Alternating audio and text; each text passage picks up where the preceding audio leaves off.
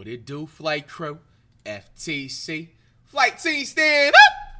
We are on the man Patrick CC once again. Now, the last time we reacted to Patrick CC was about 6 months ago, and it had to do with the entire Diddy. It was a whole Diddy documentary that he made. He really put it well together. And I always said, if you guys want me to react to more Patrick CC, let me know. A couple of y'all requested this new one that just got uploaded last night, almost 2 hours long. Please get your snacks, get your popcorn, get your food. A music industry monster, Drake's inescapable demise. Now, I ain't gonna lie, this title is a little crazy. Now, here's my opinions. I'm gonna definitely give my points and opinions throughout the video. I'm gonna try not to pause too much and just let it play out and stuff like that. But similar to like the last time we read the Patrick CC on that documentary, we're definitely gonna give our points and everything and keep it, you know what I'm saying, pretty much unbiased, because like, I ain't gonna lie, genuinely, I do mess with Kendrick's music and I do mess with Drake's music pretty much equally. And now I'm not the biggest like crazy fan for both of them, to be honest with you. They are in my playlist, but everybody is aware of the Drake versus Kendrick beef that's been going on all this year. Like, nobody has nonstop not been able to stop talking about it and everything like that. And like, honestly, like, hey, this stuff might honestly go over to all of 2025, or at least half of 2025 too. Comment down below at this given point, who do you think is winning the beef or has won the beef so far? I know that I think like a week ago, Drake said that he's filing like some lawsuit, like the last part that I left off where I've been peeping about with the Kendrick thing and him saying that he's felt like he's defamed his name and stuff like that and everything. But hey, man, it is getting pretty crazy. Let's go ahead and stop yapping and check it out. Rapper Aubrey Drake Graham just filed 2 petitions against Universal Music Group for defamation on the grounds that Kendrick Lamar's hit song, Not Like Us, falsely painted him as a certified pedophile.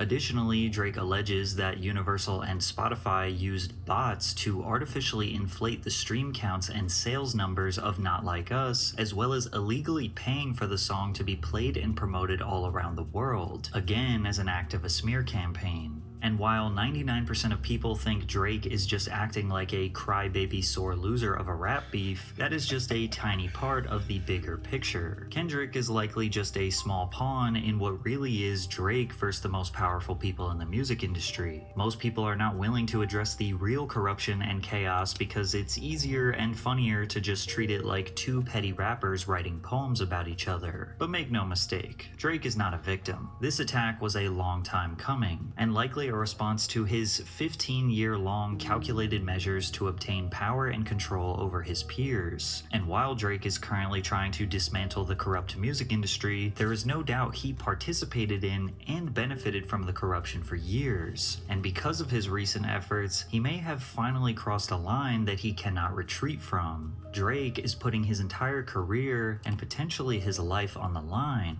but is it too late? Today we are going to discuss Drake's rise to power, the enemies he made along the way, why his power is such a threat to his enemies, and how this is going to change his career and the music industry as a whole. The singular most important factor in becoming— Now, before, you know what I'm saying, the man Patrick continues, to be honest, like how, like I'm looking at it from the outside in, I feel like Drake is really handling all this wrong. Now, with given doubt, do I think Drake's career is done, even if Kendrick comes out on top and it's officially coming out on top with everything of this beef? I don't think so, but I do think that Drake is handling a lot of this stuff 100% wrong, and he's just not handling it right, which is whatsoever, just in my opinion. I just feel like as soon as like Kendrick dropped a Not Like Us, if he didn't have like it, and this just goes for just any rap artist, you know, like, or just any artist in general. Like, if you don't have a song that you think is gonna match the exact diss track that was made from that particular artist within 7 days, you just honestly, he should have just went ghost for like 3 to maybe like 5 months, and then came back with either like a trendy song that had like a really catchy hook, or just a very, very trendy song that had a feature with somebody else that's already an established artist. and stuff like that. Because like, if you guys don't remember, Drake did come back, and I forgot the title of the song. He came back with a song right after the Not Like Us, and it wasn't a bad song, but it also wasn't a crazy fire elite song. To be honest and to be fair, it kind of was more of just like a mellow, like, car ride, you know what I'm saying? And it just didn't match up to the expectations of Kendrick. So I felt like when he dropped that just applied a whole new level of just like pressure and hate that Drake put on himself for no reason. I just feel like Drake is handling a lot of this honestly wrong. And like, even like, maybe it's really up to y'all's opinions and stuff with how he's gonna handle like his defamation case and stuff like that. But even still, like, I just feel like right now Drake should not be like showing his face at all throughout social media. He should just be going ghost and just not show his face maybe until like early spring break of like next year, and then come back and then drop like an album or something, and then maybe people might forget about it. Do you guys think that's a good idea, or do you think Drake is doing the right thing by continuing to, you know what I'm saying, be up front here in social media, go courtside to these basketball games, you know what I'm saying, do these press runs, and you know what I'm saying, still say that, hey, teasing, I have some tracks coming out and stuff like that? What is y'all's complete take on that? That's just, yeah. Being successful in the music industry is building and obtaining power. Power, leverage, influence, and taking advantage of others is just the way the music industry works. And you might be thinking, Patrick, that's every industry, which is kind of true, but the music industry is different for a couple reasons. First, music will never go out of business. People will never stop wanting to consume music, whether we install computer chips into our brains or listen to some guy play the guitar on the street. Music will never die. Therefore, artists will never stop pursuing that dream. No matter how bad it gets, no matter how ugly, dirty, grimy, risky, and corrupt the music industry is, there will still be countless artists trying to get a taste of that dream. There will always be demand, there will always be supply. With that being said, music is always changing rapidly. Music is so dynamic and subjective, and what people are going to like is almost impossible to predict. That's why it's so difficult to remain popular for long periods of time, because by the time you get enough skills and work enough magic to make the right record and the right sound at the right time, people's tastes just change and then they're on to the next sound. And secondly, it's nearly impossible to separate the product, which is the music, from the brand or the artist. You cannot sell a Drake song without Aubrey Graham. You can try to come up with clone artists, you can try to have them write music for other people, but ultimately you will never fully connect with fans or reach your maximum earning potential unless it is Aubrey Graham performing that Drake song. But that's only if he's alive, because the caveat to the music business is, if the artist is dead, their music actually becomes more valuable. Drake did not start his music career in an attempt to obtain power. He was a theater kid, raised by his Jewish mother while his father was in Memphis, Tennessee, incarcerated due to drug-related charges. He saw decent success after securing the role as Jimmy on the hit Canadian teen drama show Degrassi, but he wanted... Yo, I ain't gonna lie, this stuff be crazy. Now, if we're being fair, Drake never really comes off as like a, you know what I'm saying, like a gangster rapper, like, slash, like, you know what I'm saying, like, hood type of nigga. But like, we gotta be honest and transparent. Even me, like, you know what I'm saying, like, putting my 2 cents in it. Drake sometimes does try to like,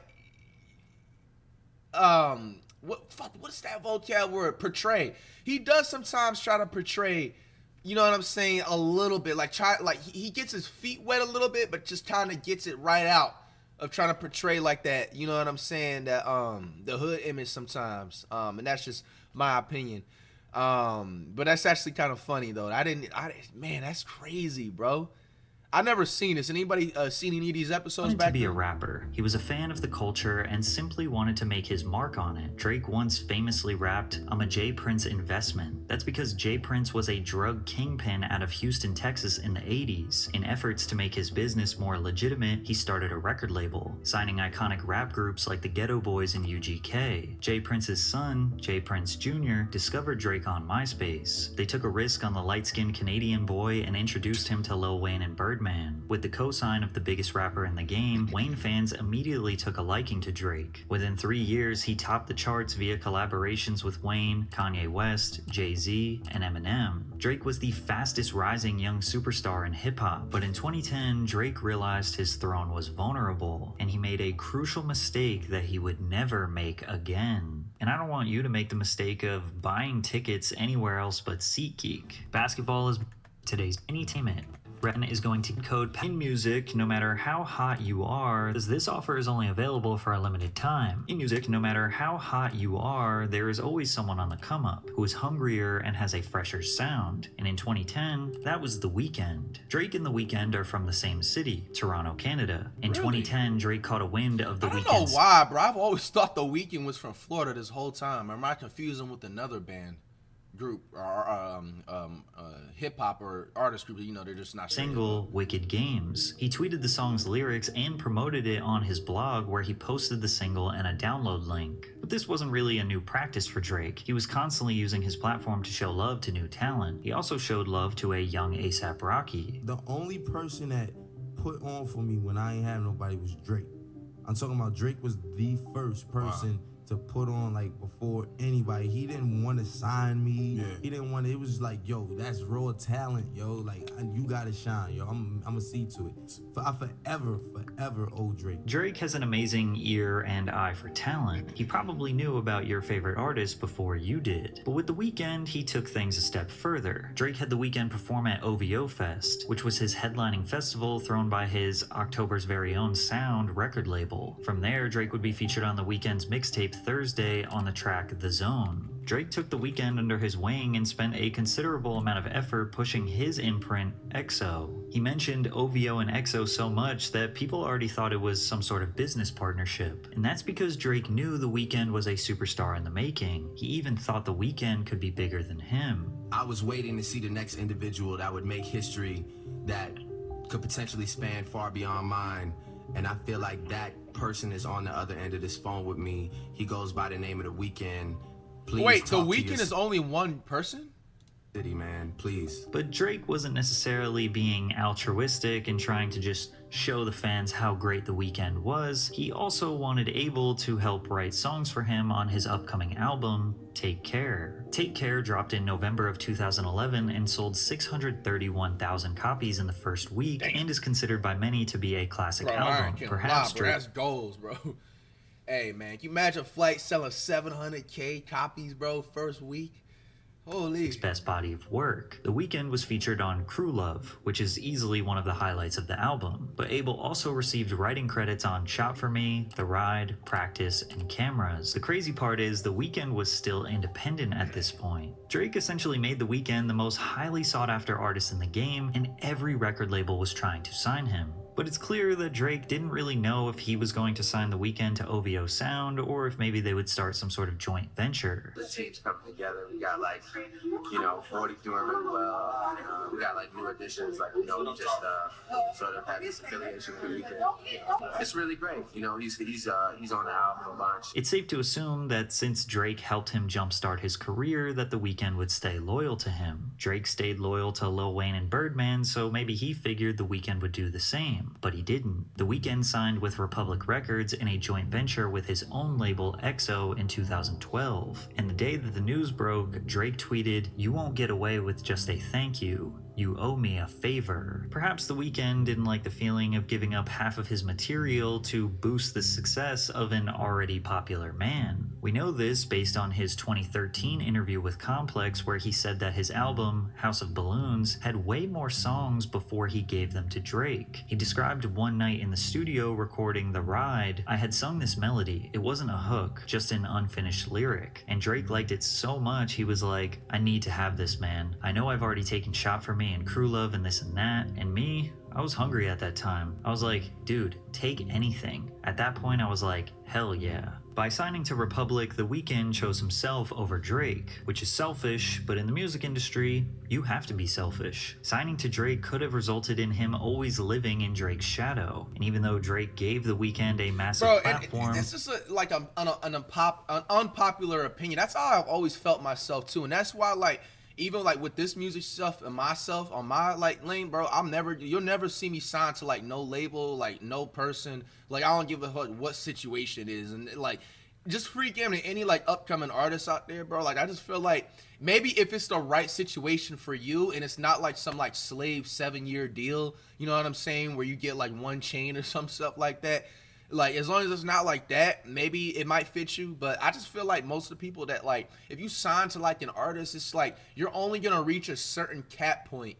You know what I'm saying? And it's never going to go above that, bro. Because it's just, that's exactly how Patrick C said. You're always kind of going to be in someone's shadow, I feel like. And it's just, I don't know. That's just personally my opinion. In exchange, he got help writing an amazing album. Who knows what Take Care would have sounded like without Abel's writing? It seems like it was a fair trade. Plus, Drake was still the bigger, more successful artist. He even asked Abel to open up for him on his 2013 tour. The Weeknd wasn't a threat to the Drake empire. That was until The Weeknd prevented Drake from receiving his first ever #1 single. In the week of October 24th, 2015, The Hills by The Weeknd reached #1 on the Hot 100, with Drake's Hotline Bling directly underneath him at #2. Drake posted on IG with the caption, "If I get my first #1 during the month of October, it will be the biggest moment of my career to date. I always love the moment right before it happens more than when it actually happens. So thank you, even if it doesn't." Well, it didn't go #1.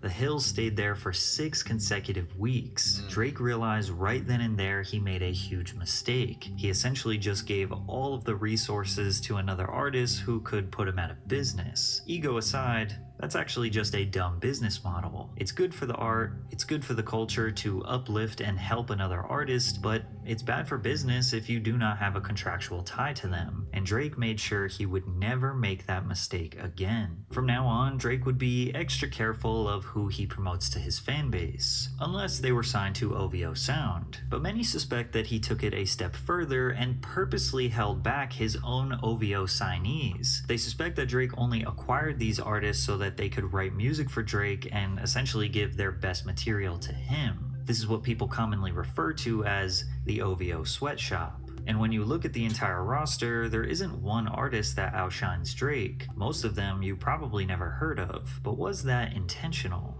Majid Jordan, an R&B duo from Toronto, were discovered by Drake's producer 40 after they released a mixtape anonymously on SoundCloud in 2012. 40 and Drake asked the duo to come write for Drake's upcoming album, Nothing Was the Same. In an interview with Hot 97, they describe what it was like working on a Drake record. They basically put us in a studio, and it was like a studio camp almost. There were tents in there, there were like people flying beats. in. Yeah, make beats, stay in the dungeon, don't leave. You cannot leave. Literally tents. Bro, this is a bad look. I ain't gonna lie. Hold up. Camp almost. There were tents in there. There were like people flying beats. in. Yeah, make beats. Stay in the dungeon. Don't leave. You cannot leave. Literally tents. Literally you can't tell anyone you're working on this project. We met like so many people that we now work with and collaborate with. Yeah, it was just crazy. Like there was actually tents. Yeah. There were tents in the studio. People were camping. I slept in a tent in the studio. Everything. Well, one night. What? A tent? Nah, bro. See, man, like I understand people trying to work hard for success and stuff like that, bro. But, and another thing I don't understand, bro, you knew that was going on or allegedly going on or whatever in the OVO, whatever they call it, sweatshop. And then when the money starts to dry up, or maybe it hasn't dried up, maybe they're still doing it or whatever. I don't want to disrespect people, but I don't, no one out doing research. Like, you exposed that. It's just like, you didn't think something was sketchy when it was going on, but the money was coming in.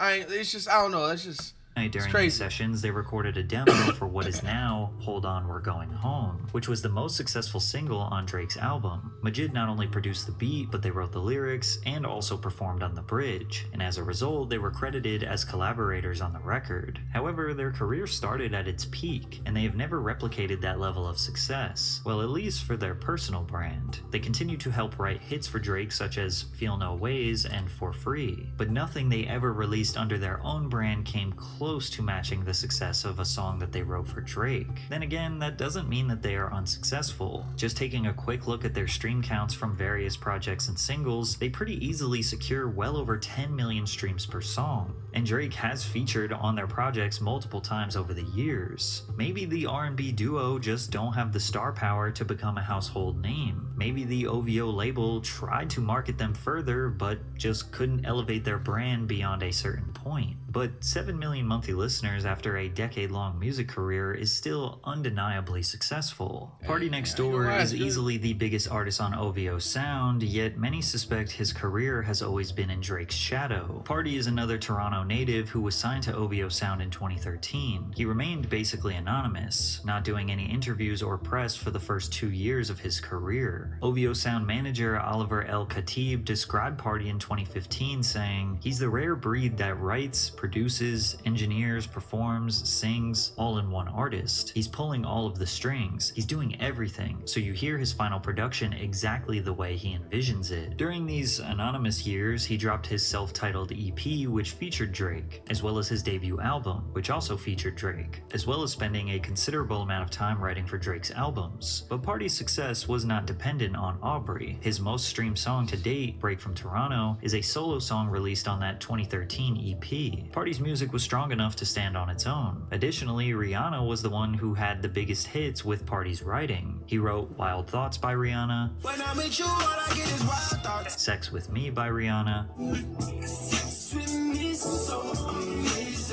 and Work by Rihanna. She sent me up and work. To suggest Party needed Drake is short-sighted. It might actually be the other way around. You know, I know we talk about music all the time, and I'm so grateful for you. I would not be the artist I am if it wasn't for you. And that's not like even some, but like, that's not even some like, you know, I get on stage with people and I'm nice sometimes, but this is really actually like my favorite artist in the world. Like, I love this guy. So why isn't P&D big? I'm sorry, bro.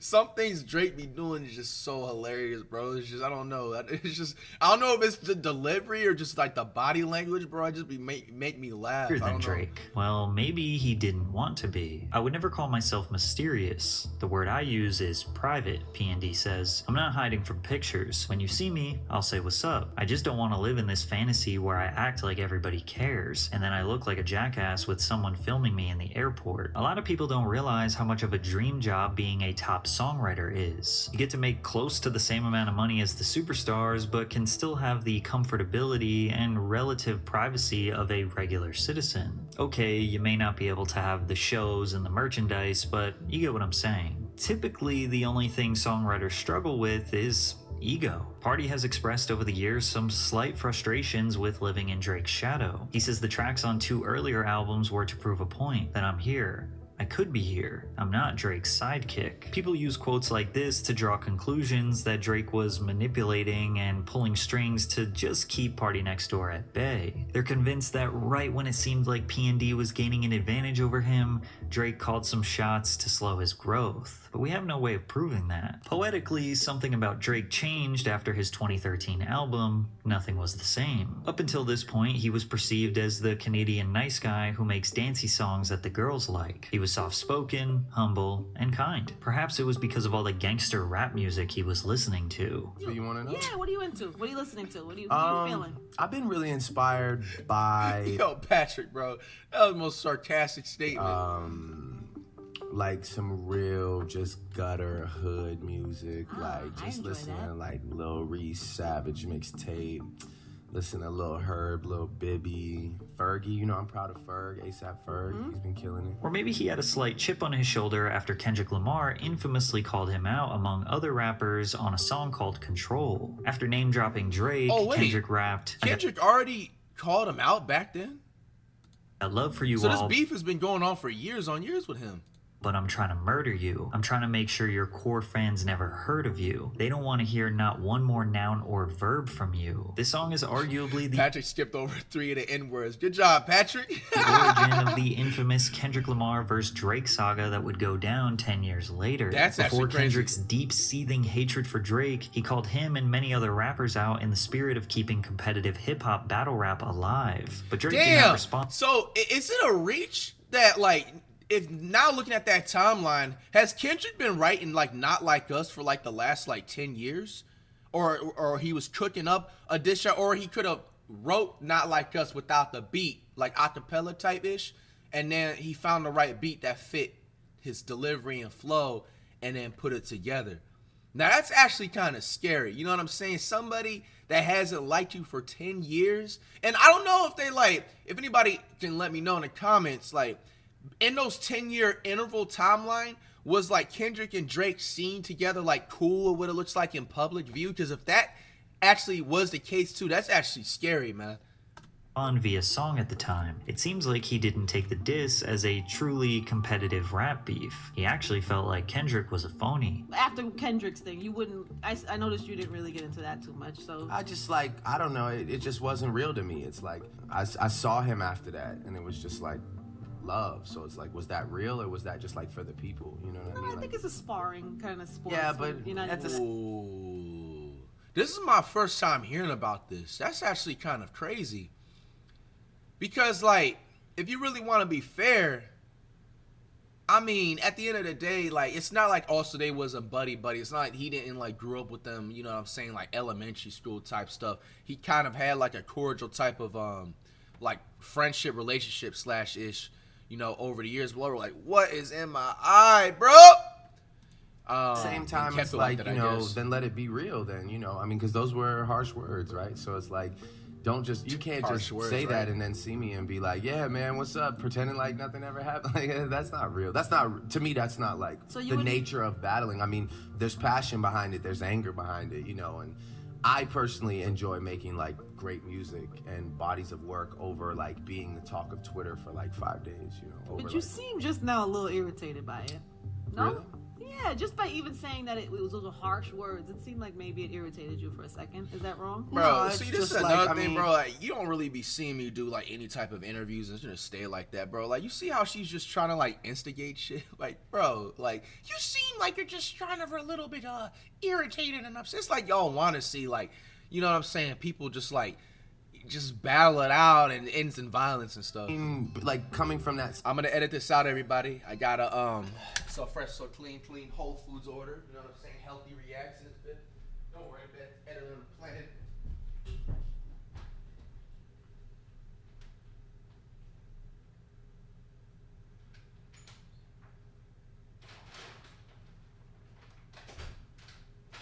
Don't worry, y'all. I edit all this out.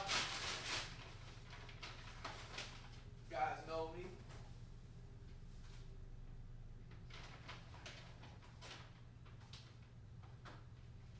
I'm gonna edit all this out, y'all. Hope y'all are having a good day.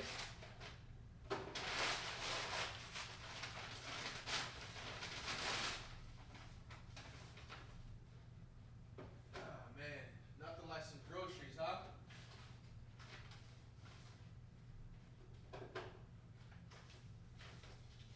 Nothing like some groceries, you know what I'm saying?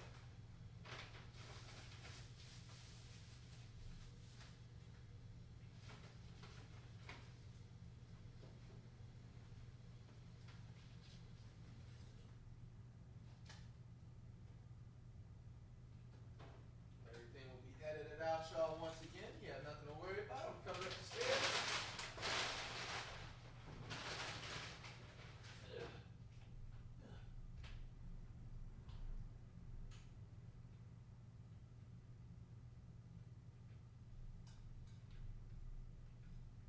Alright, y'all, coming up the stairs, man.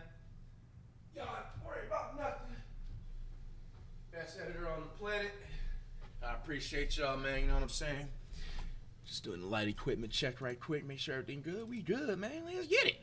situation, it was unexpected. You know, I wouldn't like. It's sort of like in working your way up and sort of building relationships. I wouldn't expect you to like throw all the relationships out the door for the sake of, like I said, being like the talk of the internet for 10 days, and then, you know, it's like now this, like, everyone's gonna forget about. I mean, people don't even care about it anymore. So true. But now, especially this week, it's like, yeah, okay, moving on. Like, I don't know if it was worth it, you know, because there's a lot of people that were mentioned that I feel like won't. Right, Jake the trigger right here. Go back and with that guy after that. You know what I'm saying? Sorry, I shouldn't have cussed. No, it's okay. I enjoy it. Get into it, Drake. Go. Even Angie Martinez recognized Drake was a little bent out of shape. Bro. He continuously got asked about the record in interviews, but every time he downplayed its impact and relevance. He's giving people like moments, you know, like that verse was a moment to talk about. Are you listening to it now at this point in time? Okay. And then it was real cool for, like, you know, a couple weeks. But like, if I ask you, for example, like, how does that verse start? But some people actually believe that Drake sneak dissed Kendrick on the opening line of his song, The Language, when he rapped, "I don't know why they've been lying, but yo shit is not that inspiring." And even though Kendrick denies this allegation, he seemingly responded in a BET cypher verse when he said, "And nothing been the same since they dropped Control and tucked a sensitive rapper back in his pajama clothes." Although this seems like an obvious exchange, we can't necessarily confirm that it was a true back and forth. However, Drake did say that should anyone test him in a rap battle, he would respond with full force. You should get into a rap battle. Yeah, you think so? Yeah, I think that would be great. I feel like that's just. I feel like those things are of the moment. Yeah, but you're qualified. Yeah, no, I'm. You know Oh no, like I'd hold it down. It'd be enjoyable. Yeah, but I do like I really do this like as far as writing goes, and it would have to be warranted because it would be scathing. The bars would be scathing. I can't just do it at it. I can't be the first one. Drake made his point very clear. It would be bad for anyone who dare test him on the mic. And that's exactly what would happen in 2015 when he entered his first ever rap beef against Meek Mill. In 2015, the hip-hop culture gave Drake unimaginable power when he was outed for using ghostwriters, and literally none of his fans cared. Up until then, ghostwriting was considered taboo in hip-hop. Hip-hop was founded on personal expression, storytelling, the ability to craft clever wordplay and flows, making an artist's lyrics a direct representation of their life experience. Additionally, the culture of battle rap and freestyling also emphasized spontaneity and raw internal expression. So when you remove the fact that someone didn't write their own words, it undermines their credibility and challenges their authenticity. In 2015, Meek Mill tweeted, "Stop comparing Drake to me too. He don't write his own raps. That's why he ain't tweet my album because we found out." And while you might think this is Meek Mill honoring the hip-hop code and standing up for the culture, he said this because he felt like Drake dissed him over a girl. 1 month before this tweet, Drake and Meek Yo, it's so crazy, bro. Like, bro, women really are the most powerful, like, you know what I'm saying, like, humans on earth, bro. If you really look back on just any type of beef or any violence caused with anything, 95% of it is always caused by a woman, bro. Like, that is crazy. Mill collaborated on a song called Rico, where Drake rapped, "The girl of your dreams to me is probably not a challenge." Meek Mill felt that Drake was talking about Meek's then girlfriend, Nicki Minaj. Drake and Nicki were Young Money signees and also came up in the rap game together at the same time. Over the years, they have expressed their desires for each other, but never were in a formal relationship. They also deny ever having been romantically involved. My involvement in the situation was the fact that my man thought he was getting dissed with the line, "To me, your girl of your dream is really not a challenge," or whatever. Right. I said, bro, he's not dissing you. He's not dissing you. Like, he's not dissing you. He's talking about someone else. Talking about just in theory or whatever. Well, those weren't technically his bars. Oh, got it. Yep. Okay. And that was that. It's hilarious to think that Meek crashed out over something that Drake rapped, but also claimed that Drake didn't write it, because the man who did write it was named Quentin Miller. Quentin was an upcoming artist from Atlanta who already secured a publishing deal with Red Zone Entertainment under Tricky Stewart. I met Boy Wonder in a random session in Toronto that I had through the Red Zone situation I was with at the time, and I just shot a random Hail Mary text to Wonder one summer, 2013, top of 2014. I was like, "Yo, can I send you some songs?" He's like, "Yeah." I sent him some songs. He f***ed with it. At the time, Drake was working on his If You're Reading This, It's Too Late album, and Quentin had sent him the song that we now know as 10 Bands. Quentin thought Drake was just gonna hop on the track and he was gonna get a feature, but OVO Sound was only interested in him as a songwriter. Since Quentin had nothing to lose, he joined the team, got in the studio with Drake, and helped write Used To, Legend, 6 Man, and 10 Bands. Notice how this was very similar to the Weeknd's initiation into OVO Sound, but this time, Drake kept Quentin a secret. He did not shout him out or give him any publicity. With the help of Quentin's writing, If You're Reading This, It's Too Late sold 535,000 copies in the first week, landing it at #1 on the Billboard Hot 100. This album is my personal favorite and also universally universally agreed upon by Drake fans to be one of his top 3 albums. At the time of, I don't know, it just felt like a dream because everybody was just so welcoming. It just felt so cool. I felt like I was a part of the shit. Like Drake literally was looking me in my face like, yo, man, this album wouldn't be possible if it weren't for you. Like, you really helped, you have no idea, da-da-da. But I'm sure you're noticing a pattern here. Drake swoops up buzzing artists with their finger on the pulse of the hot new sound in hip-hop. He offers them a chance to work with the biggest artists in the game. But the caveat is, you also have to write for him, which usually leads to you giving your best material and ideas to him. Some people see this as predatory, and preying on desperate artists is not new to the music industry. It's actually been considered standard practice for decades. But again, we talked about leverage. When you're a new artist, you're unknown, you don't really have any leverage. Why should anyone take a risk on you? How many investors invest in companies that don't have any sales? They just have an idea. Not many. Plus, the trade-off was kind of worth it for Quentin. Even though it wasn't his voice or his brand, his art and the words that he wrote were being sung by fans around the world. However, the only reason why we know who Quentin is because of Meek Mill's expose.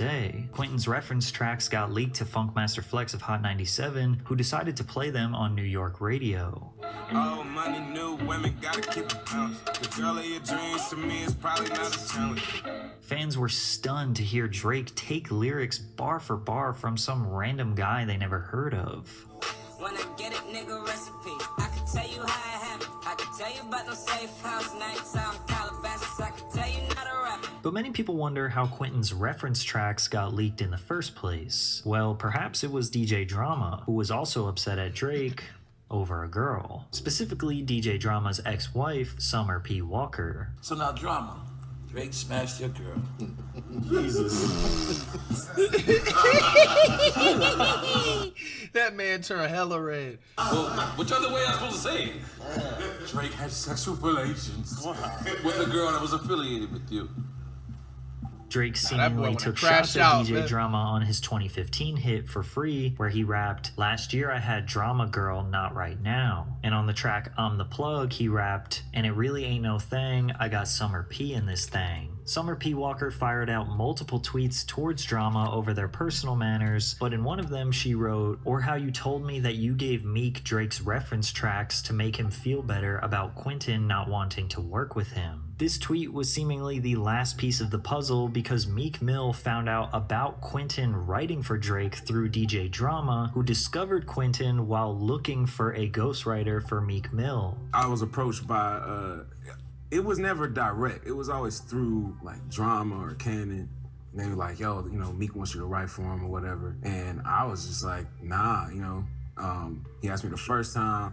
I said, nah. Then like maybe a week or two later, they asked me again.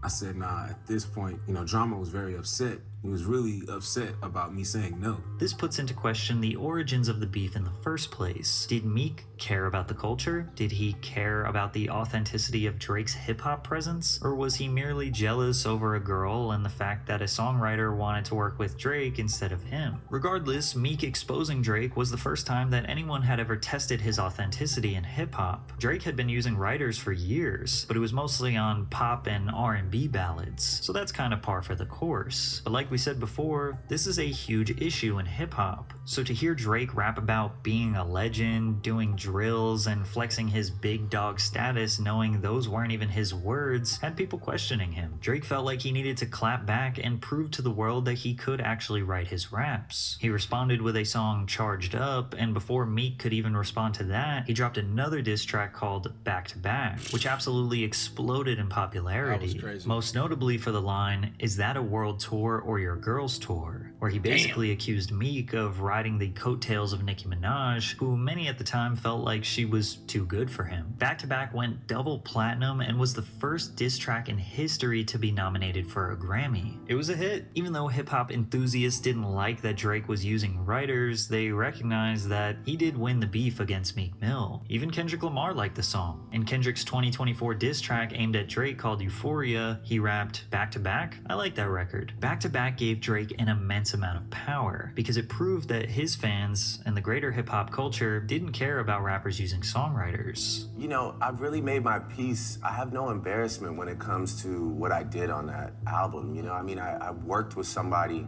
I think 4 or 5 songs on that record. I pulled my weight when it came to my pen. It wasn't like I needed somebody to facilitate, you know, entire ideas. We worked together. If I need to be the poster child that took all those hits for all my peers hiding behind me that do the same thing every fucking album, that's fine, I'll do it.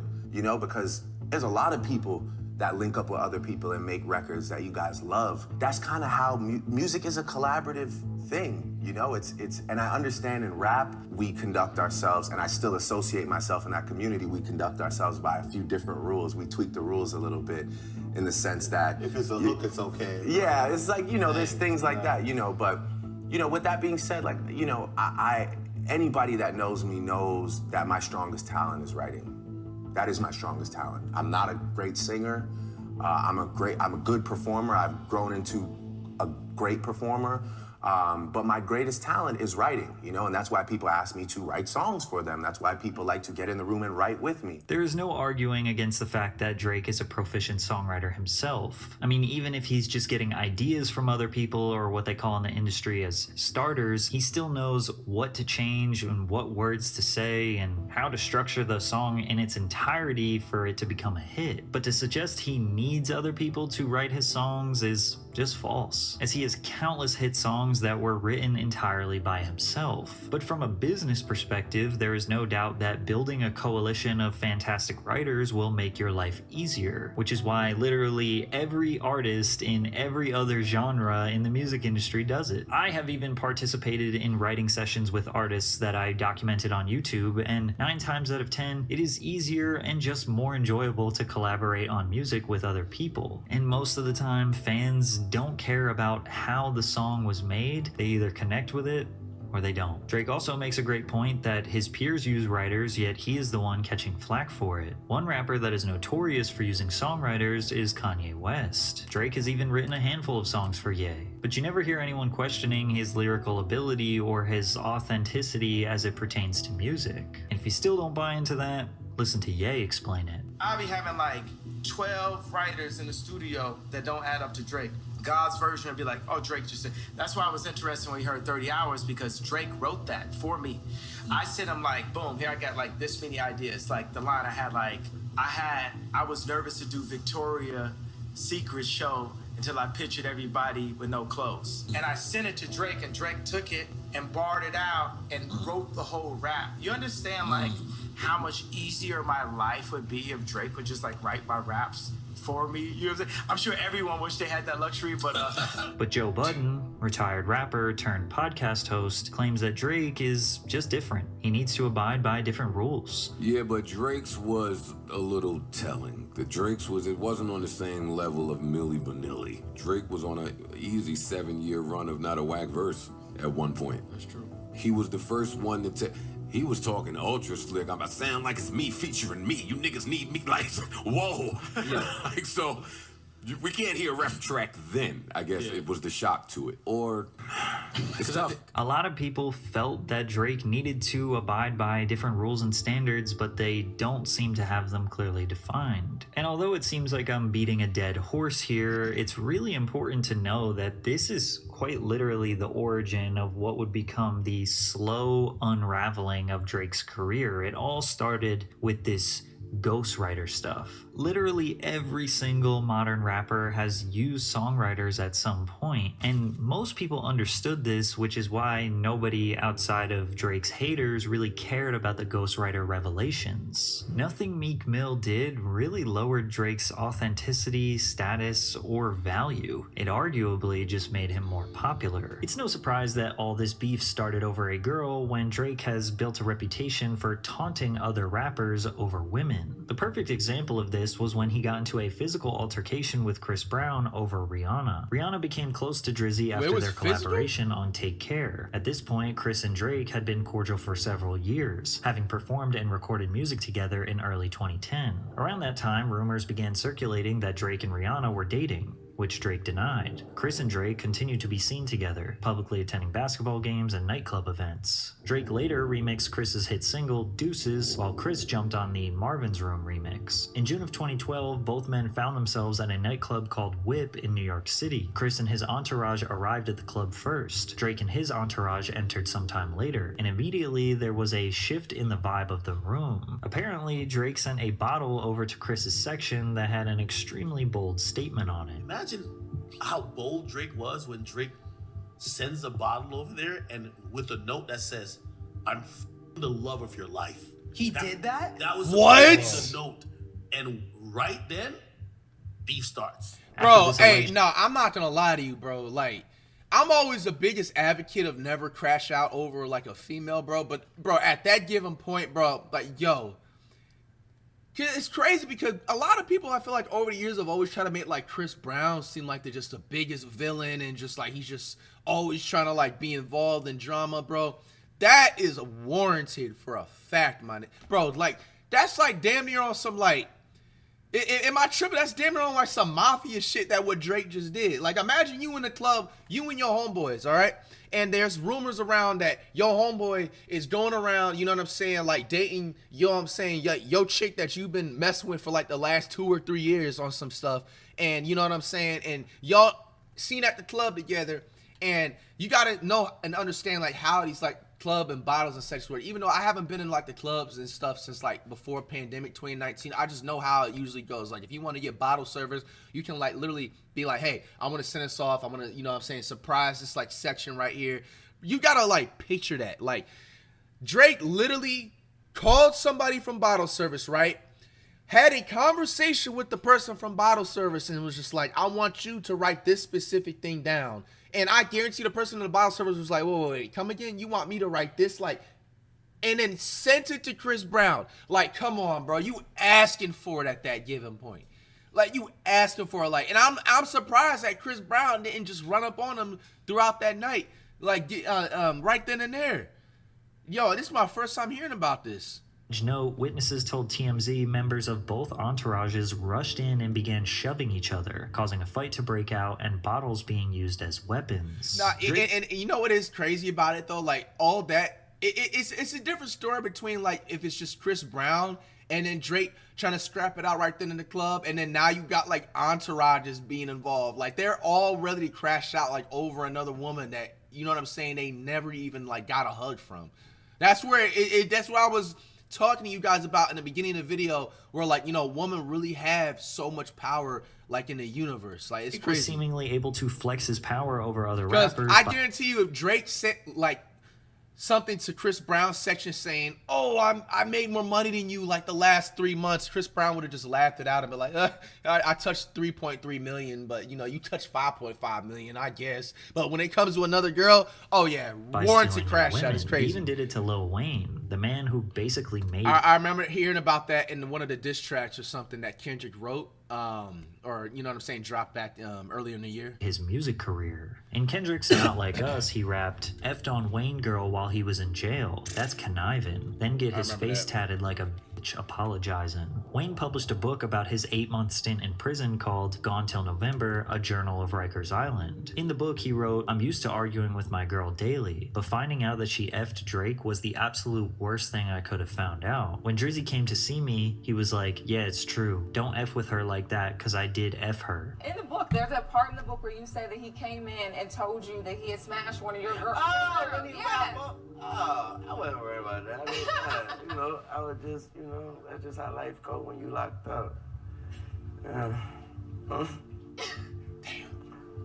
Yeah, I know. Hey, Wayne a G though for holding the tears back. But she's done. You moved on. Life is good. Life is good. Will you rap about that? Do you think it'll end up on a song? Maybe you two might, you know. No. She still be texting me and stuff, you know. They stop texting me too.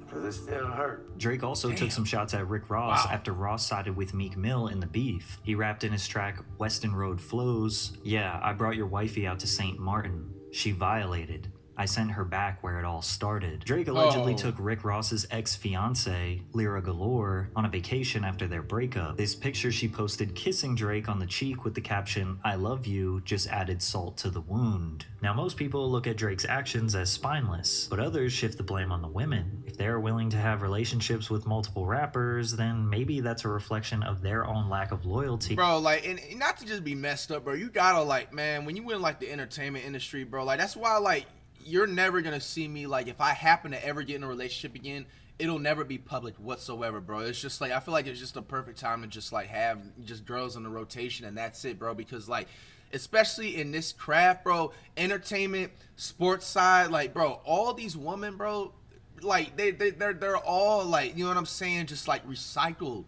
like, into that category, you know what I'm saying? I'm not speaking about, like, the actual, like, good wifey type of chicks and a ride or die type of chicks. I'm talking specifically for these groupies. I should have just said it like that. Like, these groupie type chicks, bro. Like, it's more of just, like, if you think about it, like, on a scale of, like, with cars sometimes, like, a lot of these dudes be just, like, wanting to talk to the same girl because it's just, like, the newest Lambo that's out right now, or the newest, you know what I'm saying, Rari that's out right now, or the newest Hellcat that's out. They all want to drive it, you know? And it's just like, they just really, they just prey on just hitting or getting with, like, the girls just trying to get with dudes that are friends with each other, that are just, you know, it's just so weird, man. It's just so weird. I just hope a lot of these dudes is wearing protection. That's all I'm saying. And respect. But that wasn't the end of Drake's problems in 2015. By the way, if you hear that background noise, that's my laundry machine. Another one of his OVO sound signees vocalized some of the chaos and mistreatment at the label, causing fans to dive even deeper into the OVO sweatshop allegations. That signee was iLoveMakonnen, the artist that blew up from his hit song Got the Club Going Up on a Tuesday. Makonnen was a relatively unknown artist to the public, but was well connected in the Atlanta hip-hop scene. After the song gained some momentum online, Sunny Digital, esteemed trap producer who made the beat, got a text from Drake. I was like, who is this? And they said, Drake. I just hit him back. It was him. He just asked him if he can get on the song and shit, though. And I'm like, man, I don't know why you asking me for. Like, shit. Let me call you right back. Let me call Makonnen right quick and see what's up. And, you know, Makonnen was like, of course, like, you know what I'm saying? That's not even a question. Makonnen didn't even think twice and was excited for Drake to jump on the remix. On September 1st, 2014, they released the song and it launched up to number 12 on the Billboard Hot 100. Makonnen signed to OVO Sound and immediately released his debut album. Another artist that generated buzz organically, and Drake seemingly swooped in and hopped on their wave. A lot of people attempted to criticize him for finding these younger artists and then in a sense exploiting and biting their style. Like, I know when he put up a post on Instagram dancing to a track by Kodak Black and Earl Sweatshirt. He had his words and he wasn't really feeling it so much. What do you say in regards to that, since, you know, it benefited you and you don't take it as that? I feel like it's not bad at all. I mean, Drake is like the biggest artist in our genre, you know what I'm saying? Or like in music, right? And it's like, so if a lot of people are paying attention to him and he's been paying attention to us, then that's bringing us out, you know what I'm saying? That's helping bring us new artists out to the world stage, rather than it's like, it's just Drake, and you know what I'm saying? Like, all those people over there can't get a shine. It's like he's in his shine, he's giving everybody else shine as well. It's like, reflected. But this didn't really seem like fair criticism, since Drake signed Makonnen, and Makonnen had a few singles after Tuesday that were making the rounds in the clubs and online, such as I Don't Sell Molly No More and I Like To. So it seemed like the label was helping him out. That was until some of Makonnen's old tweets resurfaced that would sour the relationship. Tweets where Makonnen called Drake corny and criticized anyone who was a fan of his music. Damn. Makonnen claims he simply was young, online, and saying wild stuff just to get attention, to get a reaction. As if that wasn't bad enough, 2 months later, Makonnen claims his Twitter was hacked, where someone made a handful of disparaging tweets, including one that read, F Drake and F OVO for getting on Fetty Wap's remix and leaving me in the cold. If you were Drake and you let the first run of tweets slide, would you forgive him again for the second time? Even if someone was sabotaging Makonnen's career, this could easily be seen as a business liability. Makonnen says that they never really spoke again after that interaction, and then Makonnen proceeded to drop one of the worst freestyles in hip-hop history over 3 different Drake beats. He starts off the freestyle with a sigh of relief saying, I finally get to show y'all. Then proceeds to show us how terrible he is at freestyling. I'm an actor boy. Around, I'm in the field like a tractor boy. Going krill breezeway. Make this shit look so damn easy. After this, Makonnen would release his second album that he claims OVO refused to promote. But the narrative remained that Drake used Makonnen and hung him out to dry. And Makonnen still felt slighted. They knew I had a new wave, a new sound starting up, and they jumped on that to further their wave. They didn't want to sustain and support me, only themselves. Besides, I only met Drake 3 times. We spoke maybe 5 times, never about my career. Now, a quick question to y'all. Like, when stuff like this happens, and we could just say, I guess, in Drake's case and stuff, but we can also, I could be referring maybe to just like any other artist that had similar stuff like this happen. Like, do you really think, guys, like, for example, this Makonnen dude, do you really think that he was left out to dry, or he just only had like one hit type of song and he just really didn't have nothing else like to show for it? Because like in the back of my head, I'm just like, okay, bro, if I remember that song Turning Up on a Tuesday, like that's a very, very hot track, everything fire. But it's just like, do you think that he would have been able to make another Going Up Like a Tuesday type of track or something else that would have had that same type of success? And the beeping sound's gonna stop in like 2 beeps. One more beep. What, last one? Okay, good. Okay, anyway, I'll just say, like, do you think that like he would have been able to like recover after that Going Up Like a Tuesday beat? And just in my opinion, like I feel like if he felt like he wasn't able to make a new song after that, he should have just honestly just like asked Drake, hey bro, like can you like, since you got on my song and it helped you out, you feel me? Like he could have came at him in a cordial way before all of this happened. He could have just been like, hey bro, can you or somebody on your team like write me like 2 or 3 like, you feel me, tracks and stuff like that? Or I don't know. I just feel like a lot of this stuff can just be resolved, but it's that one saying where they say like a closed mouth doesn't get fed. I don't Just know. about What do y'all getting think? stuff done. It is possible that 2 things can be true at once. Drake may have stolen his wave, but at the end of the day, in the music industry, you have to handle your own business and look out for yourself. Makonnen sabotaged his own career with the tweets and was making objectively bad music. But Makonnen was just one of the many Atlanta artists that Drake would eventually collaborate with. He dropped an entire project alongside Atlanta legend Future called What a Time to Be Alive. This project came just 2 months after Future released his most successful album of his career, Dirty Sprite 2, so Drake's timing couldn't be more calculated. Drake's strategic collaborations inspired Kendrick's Not Like Us bar, you run to Atlanta when you need a few dollars, no, you not a colleague, you a effing colonizer. But that second line goes a little deeper than just stealing a new rapper's wave. Although Drake was facing the worst public mauling of his career after What a Time to Be Alive, with hits like Jumpman, Diamonds Dancing, and Big Rings dominating the radio and clubs, fans could care less about his beefs. They just wanted him to drop his highly anticipated project, Views. Drake's 2016 album Views sold 852,000 copies in the first week, earning him his 4th #1 spot on the Hot 200. All 20 songs from the album charted on the Billboard Hot 100, and it is still his most successful album to date with over 7 million units sold. Yet much of the success can be attributed to its pop appeal. One Dance, Hotline Bling, Too Good, Controlla, Feel No Ways is a hodgepodge of dancey tracks inspired by different popular music genres around the world. Although Drake had been making pop records for years now, they typically felt like one-off singles. His albums were usually hip-hop based, which is where his core fans wanted him to stay. Views was an obvious attempt to see how far he could fully extend outside of hip-hop. It's a shame if you don't notice the shift in energy around you. I mean, you can't be oblivious to what's going on around you. And I just like kind of woke up one day like, yo, this is my time. This is my this is my thing. I run this, like nobody can really talk to me. This man said my team. I'm good at what I do. And, I'm ready for anything, really. Whatever it is, whether it's a One Dance or whether it's Know Yourself or whether it's energy or whether it's whatever. I'm ready. I'll shell out anybody.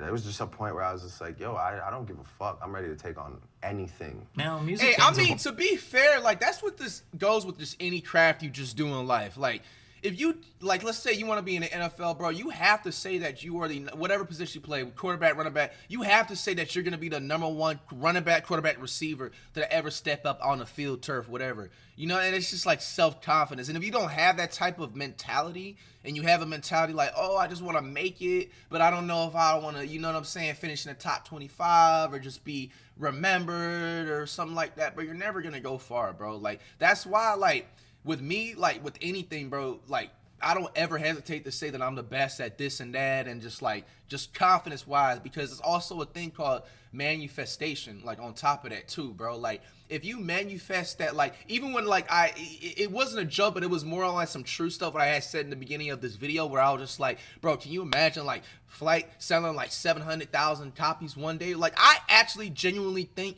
that one certain given day, whatever year or whatever, like, I really think that I can genuinely sell over 700,000 copies and, like, albums eventually in the future, with my sound continuing to, like, mature and continuing to get better and stuff like that. And maybe that may not ever happen, but when you manifest something like of a big dream, you eventually kind of sometimes meet in the middle. And always remember how I said that. And I always want to preach to y'all, every time when it becomes like a new year, for example, like 2025, you guys should already be writing down your goals, like, right now. Like, write down 10 goals. It don't matter how big or how crazy you think that goal is. Like, if, let's say your goal is to, like, make like $5 million or $10 million or something in like a year, you know what I'm saying? Like, you may not reach all the way up to like 10 million, but sometimes God will bless you and have you meet right in the middle, just to also give you that confidence and to let you know that anything is possible, and continue to grind. And then the next year you may reach on to that actual goal that you were trying to get. So I hope all that makes genres sense. get upset when artists decide to switch genres, but in hip-hop it seems to cut a little deeper. When rappers switch genres, fans may see it as abandoning their roots. Since rap is more than music, it's a lifestyle and a cultural identity, so a shift can feel like a loss of authenticity. But that's the thing about Kendrick calling Drake a colonizer. He doesn't consider Drake to be one with the culture, but rather someone who just wants to take from and profit from and exploit the culture. Views being a pop record only helps Kendrick's argument because of the accolades and financial upsides of abandoning hip-hop and going pop. Drake even bragged about ditching rap for more success. Got the Billboard melodies, rap is something I do on the side, crossed over to the other side, and I didn't even have to die. Drake's success harbored resentment amongst his opposition, and one of his biggest enemies / secret admirers, Kanye West, had kept his mouth shut long enough. Because they've been paid to play that bullshit over and over and over. I love Drake, I love talent, but they set that song up, bro. During Ye's Hey, I don't care what nobody says. Yo, Kanye has the most goated rants that I've ever seen. He was ranting like this on this type of stage platform. Like, that is funny as heck. St. Pablo tour, he was infamously going on long-winded rants about the music industry, the fashion industry, and his personal life night after night. On this particular evening, he came at Drake and DJ Khaled. He was specifically frustrated about the radio presence of their collaboration for free. The song spent 9 weeks on the US Billboard Hot 100 chart, peaking at number 13, but the radio data will shock you. Riverside, San Bernardino, California championed the song with 136 spins in the most recent tracking week. Damn. It was the station's most played song of the week. That means the song was played an average of 19 times per day, nearly once every hour. See, and bro, that's it's just stuff like that. I don't even. That's why I don't even be listening to the radio no more, bro. That used to be getting me mad. You put on a radio and they have the same song sometimes playing over and over again, and it won't even be the uncensored version, bro. It just is a damn bleeped out version. You hear da da da da da bleep, da da da da bleep. You know what I'm saying? I'm just like, bruh.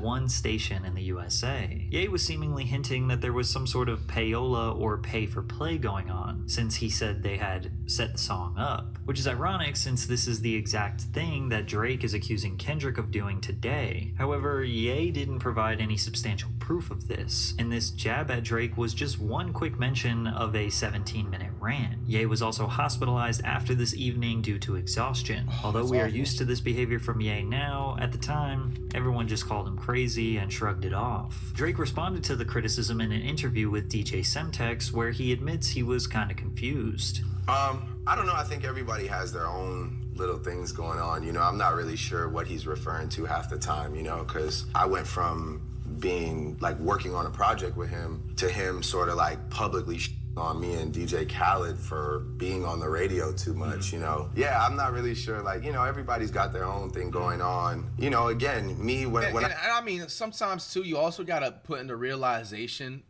like, because I know a lot of the stuff that goes on behind the music industry and everything, like, most of the time, if you're hearing a song like that a lot on the radio, bro, it's their label. They have like a budget for a lot of these artists and stuff, and they're just able to just like, okay, we want to spend about 75, 100K for this given couple of weeks or just this month just to play only this song from this person on this set of hours or this set amount of times throughout the day. You know, sometimes like, not to like, because like I said, this is an entire unbiased type of reaction vid and stuff like that. That stuff happens generally, like, speaking a lot of the times, and it's just facts. Like, they just all most of the time have a budget. Like, in most of like the songs on the radio, if you hear it playing, especially like the songs that's playing over and over again, all that stuff is like label control. Like, they all like have a budget, and they all hit the radio stations up like, hey, you see our new artist, you know, he doing some, you know what I'm saying, some numbers out there, right? All right, we want you to play his song 7 times throughout the entire day, Monday through Saturday. You can have off on Sundays, but we want this select song to be played, and we don't want no excuses. We have this budget for you. If you think this is too low, we'll add a couple of more thousand on it. Let us know. Straight up, that's just how it really goes, bro. Like, when I hear that, really? I just like, you know, I just distance myself from it. Like, all right, you know, if that's what it is, I don't really even understand the point you're trying to make, but, you know, whatever it is that you're going through, you know, I accept it. I don't respect it at all. Now, also, to be fair, like my bad. And Khaled. And rare cases, too, well, not rare, but it's just, you get what I'm saying. Like, you have more leverage over, like, actually from the label paying to, like, put the song in there versus also independent. There is cases, too, like, where sometimes, like, an independent, you know, artists can have, like, a very, very huge, successful hit single, and then the radio will show love on those given circumstances. But most of the time, 8 to 9 times out of 10, it's always label control. Both just, like, good people. You know, I'm not really sure why we're the target of your, you know, choice that you made that night. But again, you know, I accept what you're going through.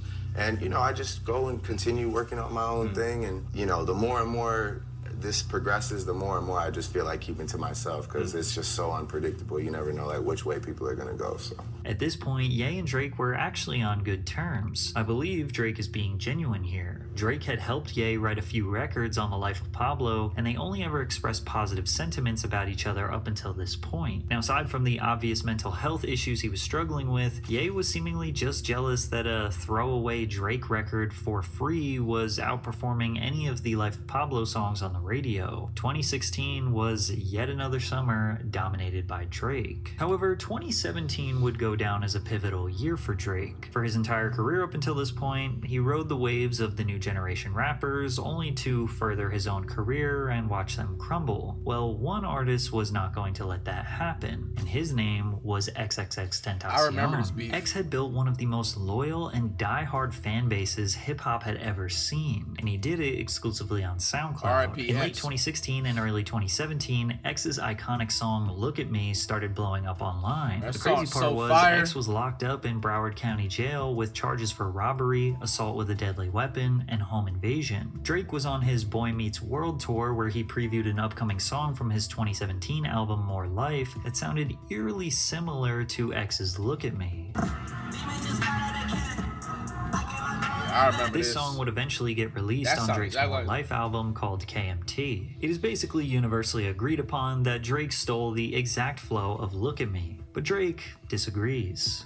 I'm just like, yo, it's crazy that people think that after all this time, after all I've been through, that I'm the type of person to go some song that's on SoundCloud. It doesn't have like 2 plays. It has plays, you know, he has this cult following, and go and think that I'm gonna like take that and make it my own. Like, I'm not stupid. I'm not like a person like that, you know? Considering Drake has never made anything that sounds like that song before or after, and he is known to just jump on new rappers' waves that they're creating, he seems to be flat out lying here. But X was different from other rappers that came before him. He wasn't gonna let Drake get away with this, and he was going to do everything in his power to let the world know where Drake got that flow. He took to Twitter to express his frustrations. I'm not gonna say no names, but it's funny how one of my guys hit me up saying, Drake watched your interview and messes with you. Now this dude is trying to play it safe and play it innocent. But it's cool, we all know Hotline Bling was a bite of cha-cha. I'm not the first dude he bit, nor will I be the last. Drake is a pussy. Money don't buy you respect. Drake's career is almost over. He better start investing money into real estate, cause once it's all over, he really gonna see the fake love. He also warned Drake not to come to Florida, where X is from. X had made multiple allegations that Drake's team had reached out to X's manager before KMT was released. But Drake suggested that he had no idea who X was. And we know Drake is the king of discovering new talent before anyone else, so X's claim is not unfounded. Keeping a blood raw, I still think Drake a fuck nigga. Like, I think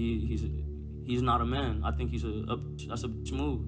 Especially when I was in jail facing life, bro. You get what I'm saying? If Drake would have came to my barn here, you know what I'm saying, that would have made my fucking day. If he would have showed that he's a hospitable person and that he's really in this for the culture, rather than being a nigga taking my shit, running off with it, and then putting it on his album, then he would have got my kudos, he would have got my respect. I would have let him hop on the remix, take 100% royalty rate. I would have done it. Because I know I can maintain, you know what I'm saying, and I would appreciate him for being a real nigga. But Drake not a real nigga. But X didn't leave it at that. He wanted to push Drake's buttons, like tweeting about how his mom was cute or telling him to stop with his fake accents. And hey, tell this nigga Drake, stop speaking patois.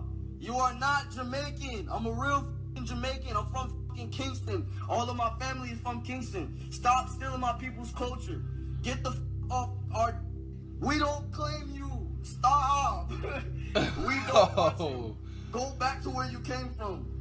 Whose man's is this? Drake's fake accents have been a constant point of criticism over the years. For the first half of his career, he quite literally just sounded American. What really bothers me the most is the fact that, you know, sometimes I feel like I don't get enough credit, or I'm not making a big enough impact because I'm not enough of a loose cannon, you know, in situations like this where we're doing a one-on-one interview. But this may have been intentional. I don't want to show up here with like the super fake American accent and be like, you know, a lot that was at one point in our city was the thing, was like you had to pretend like you were from New York, or you had to pretend like you were from somewhere in the States to kind of be like respected and cool. It seemed as he got older, he started using more Toronto slang and just sounding overall more Canadian. Don't talk to me, talk to these people. It's about these people right here.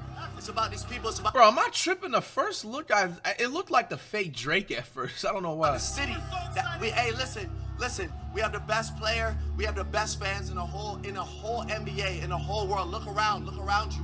Look at this. We created this. This didn't exist before we were here. Look around at the square. I promise you right now, we did this. Doesn't matter what anybody says. They can say it's disrespectful. They can say it's this and that. Everybody's within the rules.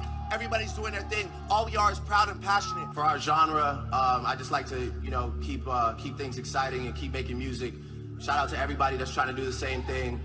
More life is coming soon, and more tune for your head top, so watch how you speak on my name, you know? He has been practicing his UK accent for years. You know how good my London accent is? Oh, dude, when you were going... These guys came up to me like, yo, dog, you know what it is, dog. Big up yourself, bruv. You done know Drizzy Drake, dog.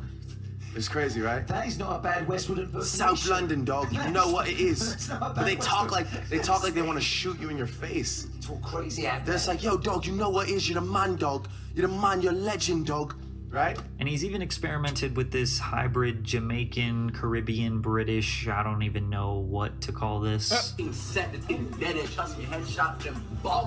what's poppin', man's never been in Marquee when they shut down, eh? Kendrick Lamar even addressed his accent changes in Euphoria with the line, "It's no accent you can sell me, huh?" Or in the chilling... Bro, I'm confused. Like, is Drake like partially Jamaican or not? Or is he just like Canadian? I seen there's like 3 different ones. Like, and he's like white and black. His dad's from Memphis. Like like, I don't understand. Like, it actually the Grams is kind diss of track, funny. he said, "You lied about your accent and your past tense. All is perjury." Drake has addressed Damn, this that was a multiple bar right times. there. He doesn't think it's a big deal. I still love making music, and part of loving it is a challenge, right? Like I need new challenges. So, you know, people often question like, oh, why, you know, all of a sudden you're switching your accent and making this type of music. It's not that. It's just, you know, at the end of the day, I can't just keep doing the same thing over and over again, because one, you'll get used to it and then you'll be over it. And two, for me, it's like, you know, I want to try my hand at something, and you know, I don't really think I fucked it up yet. Many have called him a culture vulture for essentially just shape-shifting and molding to whatever culture he's trying to exploit. But Drake says he's not exploiting, he's just showing love. Like, even the definition of appropriating a culture is not supporting that culture, doing songs with people who are deeply rooted in that culture, giving opportunity to people who are in that culture. That's not appropriating. Appropriating is taking it for your own personal gain and denying that it was ever inspired from this. That's the true disservice that somebody could do to the UK, to dance hall, to Afro beats. Me, I've always, anytime I embark on one of those journeys, I ensure that I'm not only paying all due respects verbally, but like I make a point to give opportunity to people that I respect, you know? Regardless, X was coming at Drake's neck like nobody had ever seen before, straight up laughing in his face. Tell everybody in OVO, suck my, spit on it, eat it up, gobble it up, don't you spit, ugh. Listen, Lil Wayne made that nigga. Drake saying they found him like this, man, Lil Wayne made you, ass nigga. Pay your homage, nigga. Yeah, I leave my head in there. OVO, hey, tell Drake I like my pudding and tapioca. Yo, somebody gonna shoot me. And it's not like X was some unknown rapper. He had a huge following. He was easily the most popular upcoming artist at this time. At X's concerts, thousands of fans would chant Drake while X smiled with pride. But Drake is a strategic man. He sat back and just waited, watched what would happen. X got himself into a separate beef that resulted in him getting knocked out on stage while performing. Drake That was liked actually a a comment on the crazy event. Instagram I don't post know, that like, read, where was the security at? Rockabye Baby. When X dropped his debut album 17, Kendrick threw in his support for the young artist, doing something he never does, tweeting a link to the album with a caption, "Listen to this album if you feel anything, raw thoughts." Many people believe that Kendrick promoting and supporting Drake's biggest enemy at the time was an obvious sign of taking sides. Tensions were at an all-time high. The leader of the new generation of rappers wanted to see Drake's demise. Drake had made a few enemies in the industry just by being successful. They also wanted to see him go down. Referring to Kendrick's diss on Euphoria, "I like Drake with the melodies. I don't like Drake when he act tough." And Drake with the melodies was going away for a little while, because we were going to see a noticeable shift in 2018. This was a dark year for the rapper, as he made a drastic change that feels like he never really came back from. Starting off the year with a track strangely titled Diplomatic Immunity. Diplomatic immunity is essentially when the federal government makes foreign government officials immune from criminal prosecution and civil lawsuits, which is almost like Drake is saying that he could get away with crimes in different countries. He mentions that he now calls his house the embassy, and he says he has the truest ties, potentially referring to his connections with Jay Prince. In this track, Drake talked about nearly every single thing that would lead to his demise, or at least the things that other people would use against him. Drake raps in an angry, restless tone over a dark trap beat. All that peace and that unity, that weak shit'll ruin me. He basically talks about how his sleep schedule and alcohol use is destroying him. My body isn't much of a sacred temple with vodka and wine, and sleep at opposite times. I listen to heavy metal for meditation, no silence, waking up at 6 p.m. like, where does the day go? He mentions people challenging his identity as a black man. Billboard Awards, I claimed 13 out in Vegas, black excellence, but I guess when it comes to me, it's not the same though.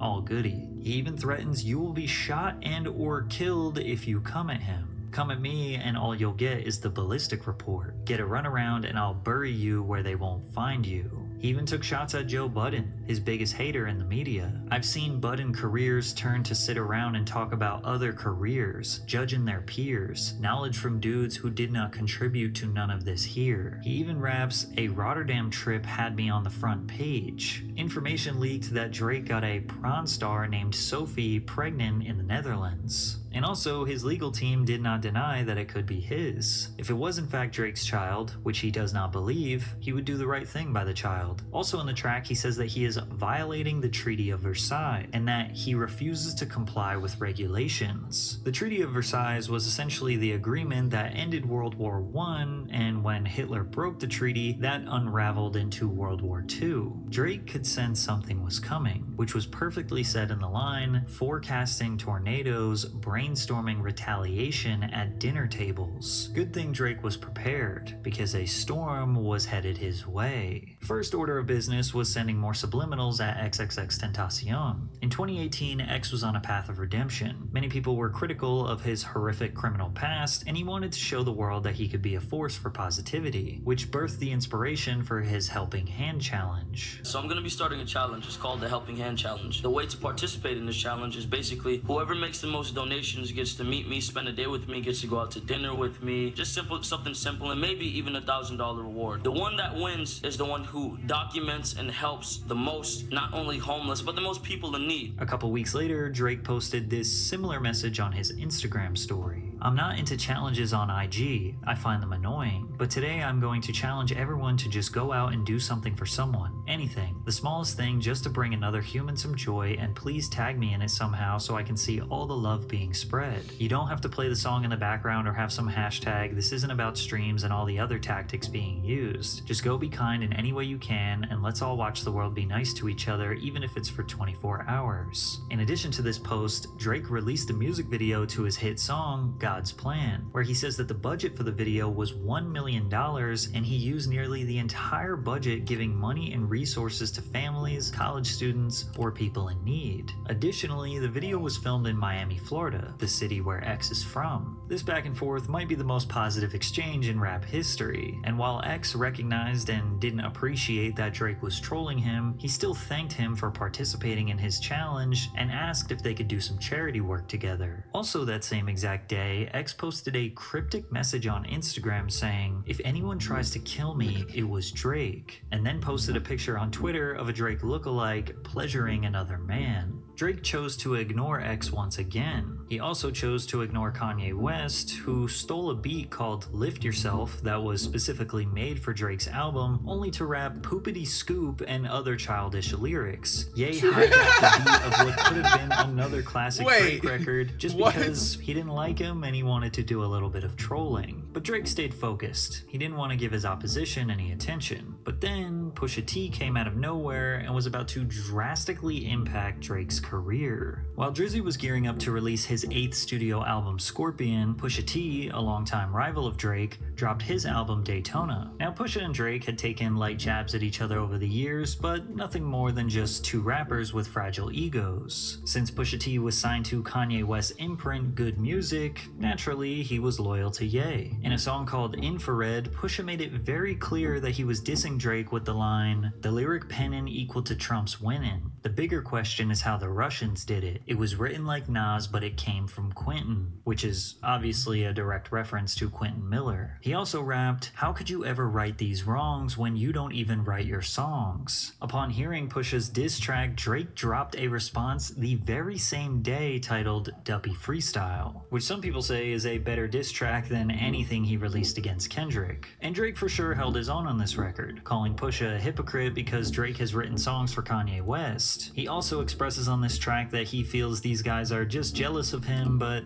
he indulges in the beef anyways. Perhaps the craziest line Drake said was, "I could never have a Virgil in my circle and hold him back because he makes me nervous. I want to see my brothers flourish to they higher purpose." Now this lyric is a reference to a Kanye interview where he said that Virgil Abloh becoming the director of Louis Vuitton made him feel a little nervous, and Kanye seemed envious of his friend's success. The ironic part about this is, well, Drake seemingly held back, I don't know, everyone he's ever worked with. Drake also downplays the magnitude of Quentin writing for him in the line, and as for Q, man, I changed his life a couple times. He was at Kroger working double time. Y'all acting like he made the boy when I was trying to help the guy. Drake also threw in some shots questioning Push's validity as a self-proclaimed drug dealer. Overall, Duppy Freestyle was a pretty solid diss. It wasn't that cutthroat. That is, until he mentioned Pusha T's fiance, Virginia. He raps, "I told you keep playing with my name and I'ma let it ring on you like Virginia Williams." Now, this may seem tame, but in hip-hop, the mere mention of a family member is crossing a line and asking for danger. And Pusha T was going to mention Drake's family in his next diss track, with the caveat being that nobody in the world even knew that Drake had a family. The day after Duppy Freestyle dropped, Push dropped a follow-up diss track towards Drake called The Story of Adidon. He raps, "Since you name drop my fiance, let him know who you chose as your Beyonce. Sophie knows better as your baby mother. Cleaned her up for IG, but the stench is on her. A baby's involved, it's deeper than rap. We talkin' character, let me keep with the facts. You are hiding a child, let that boy come home." And then he goes on to call him a deadbeat. This revelation absolutely exploded in the media. Drake has a kid and nobody knew? He's trying to hide his son, he won't let him come home? There were so many questions and not enough answers. And while the narrative that Drake was a deadbeat dad was definitely a devastating blow, Pusha went so much deeper. He attacked Drake's character,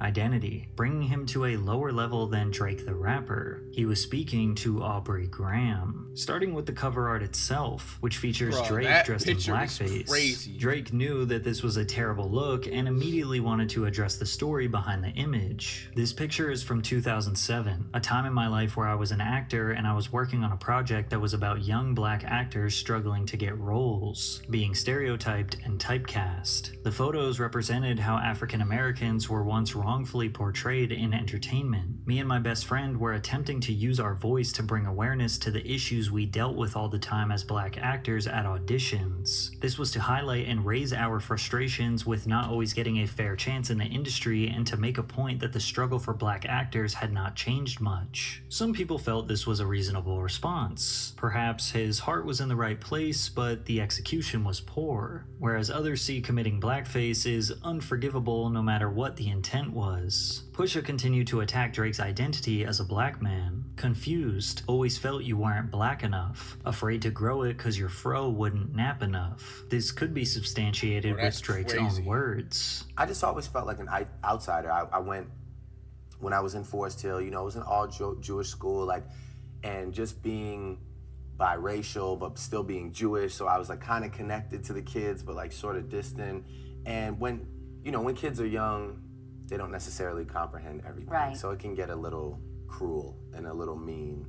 Do you get teased a lot? Yeah, I mean, I got it, you know. Pusha recognized Drake's sudden shift to a darker, more sinister sound in his raps. Even though you're multi, I see that your soul don't look alive. Your music for the past few years has been angry and full of lies. Now, this attack from Push seemed to be premeditated. After all, it was at the same time that he just dropped his own album, and then Kanye West dropped a 7-track album titled Ye, seemingly out of nowhere, 2 days after the Pusha T diss. Ye sold 208,000 copies in its first week and earned a #1 spot on the Billboard Hot 100. So not only did Push eviscerate Drake in a rap beef, Kanye added some additional burn with a #1 album. The ironic part is, one of the most popular songs on the project, titled Yikes, was actually written by Drake. Drake did not respond to the story of Adidon. Instead, he went ghost. He tucked his tail. He walked away. That revelation that he was hiding a child was seemingly too big to address. And since Drake did not respond, everyone pretty much just accepted that what Pusha said was the truth. But we would later find out that Jay Prince, his OG, told him not to respond. For a man to attack a man's mother, his father, a man that's dying, I feel it's disrespectful. I spoke with Drake, you know what I mean? I made OG call to Drake this morning, telling him, I don't want you to respond to this. You know what I mean?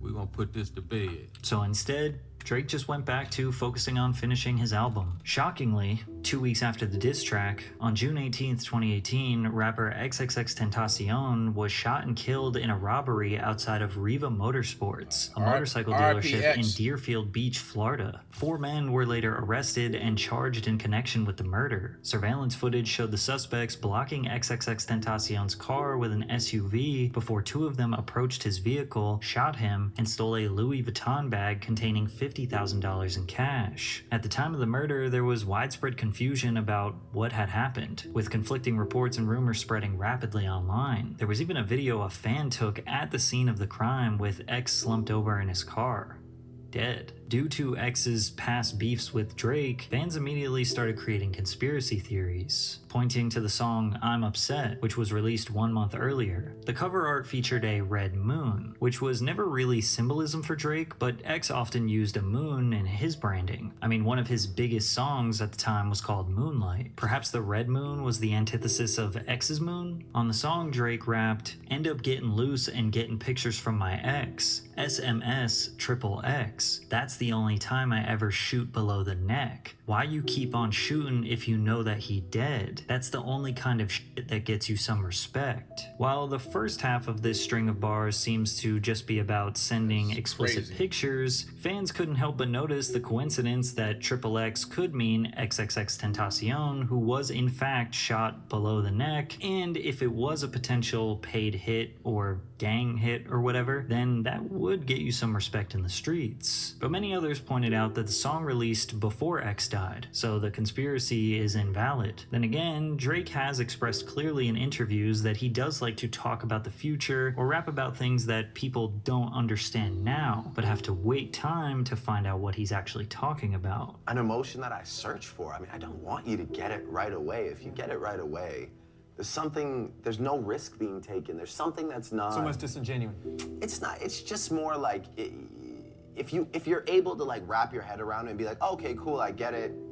It is what it is, good song. That's not what like great music is. Great music takes a little work on your part. You know, it takes you almost maybe elevating your listening level and becoming, you know, a bit more of a sophisticated listener because of a song or because of an album. They also point out that there was a young man in the Sicko Mode music video that seems to resemble XXXTentacion. It's only a few frames, but he gets crushed by a meteor or moon-like object. With Drake's back against the wall, more pressure than ever, he dropped his 8th album, Scorpion, which not only drastically changed his life, but it changed the entire music industry. Scorpion was his 8th consecutive #1 album. He sold 732,000 equivalent album units in its first week. It broke Apple Music's single-day record with 170 million streams. It became the #1 album on the Apple Music charts in 92 countries. 3 different songs from the album, Nice for What, In My Feelings, and God's Plan, all reached #1 on the Billboard Hot 100. He broke the record for most weeks spent at #1 on the Hot 100, which was 29 weeks. It was the single most streamed album of 2018, earning 3.9 million equivalent album units by the end of the year. Immediately after the album dropped, the whole world was dancing to the In My Feelings challenge, which was one of the most viral dance trends on Instagram and TikTok. Nonstop also made a crazy run on TikTok with people doing the Flip the Switch challenge. More XXXTentacion conspiracy theories came to light, with him rapping on mob ties, Louis bags in exchange for body bags. Because X's killers did steal his Louis bag before fleeing the scene of the crime, many felt the song In My Feelings was Drake's way of taunting Kanye by making a song about Kim Kardashian. They thought Kiki was a nickname for Kim as he sung the chorus, "Kiki, do you love me? Are you riding? Say you'll never ever leave from beside me, cause I want you and I need you and I'm down for you always." Drake confirmed that Kiki is actually model and social media personality Kiana Barber, but Ye feels like it was still a diss. The fact that it's people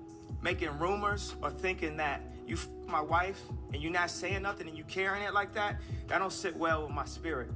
You know, if I had a girlfriend from Chicago, her name was Renita, and then you was married to Rihanna, I wouldn't make no song called Riri. So when you're like, oh, I don't know where it come from, you too smart for that, bro. You know where that come from.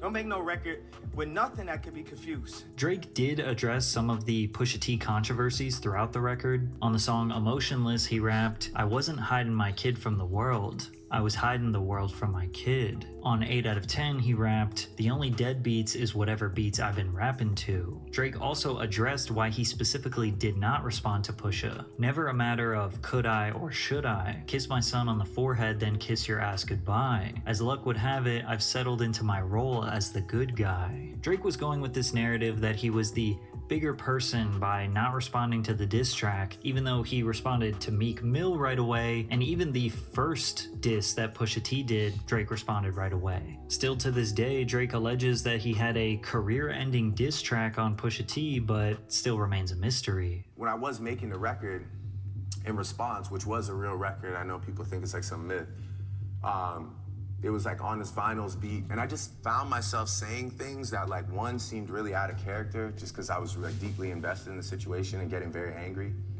and saying things that I don't know if in 2 years I'd want to hear myself say. And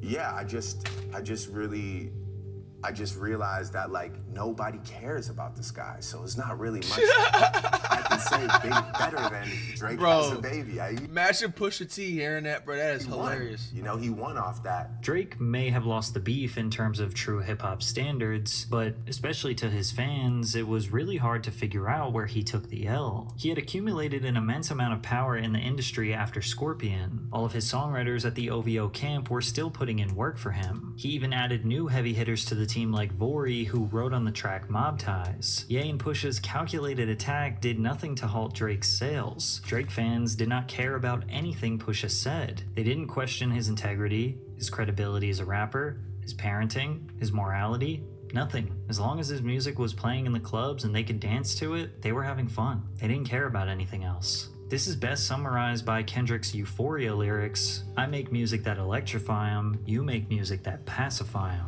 Drake even made the description of his album every major criticism he had received in his career up until that point. And at the end he writes, yeah, we know, and just shrugs off all the criticism. This is very representative of the attitude that Drake fans hold. They're tired of hearing it. They don't care. It was like all the beef, pressure, criticism just went away.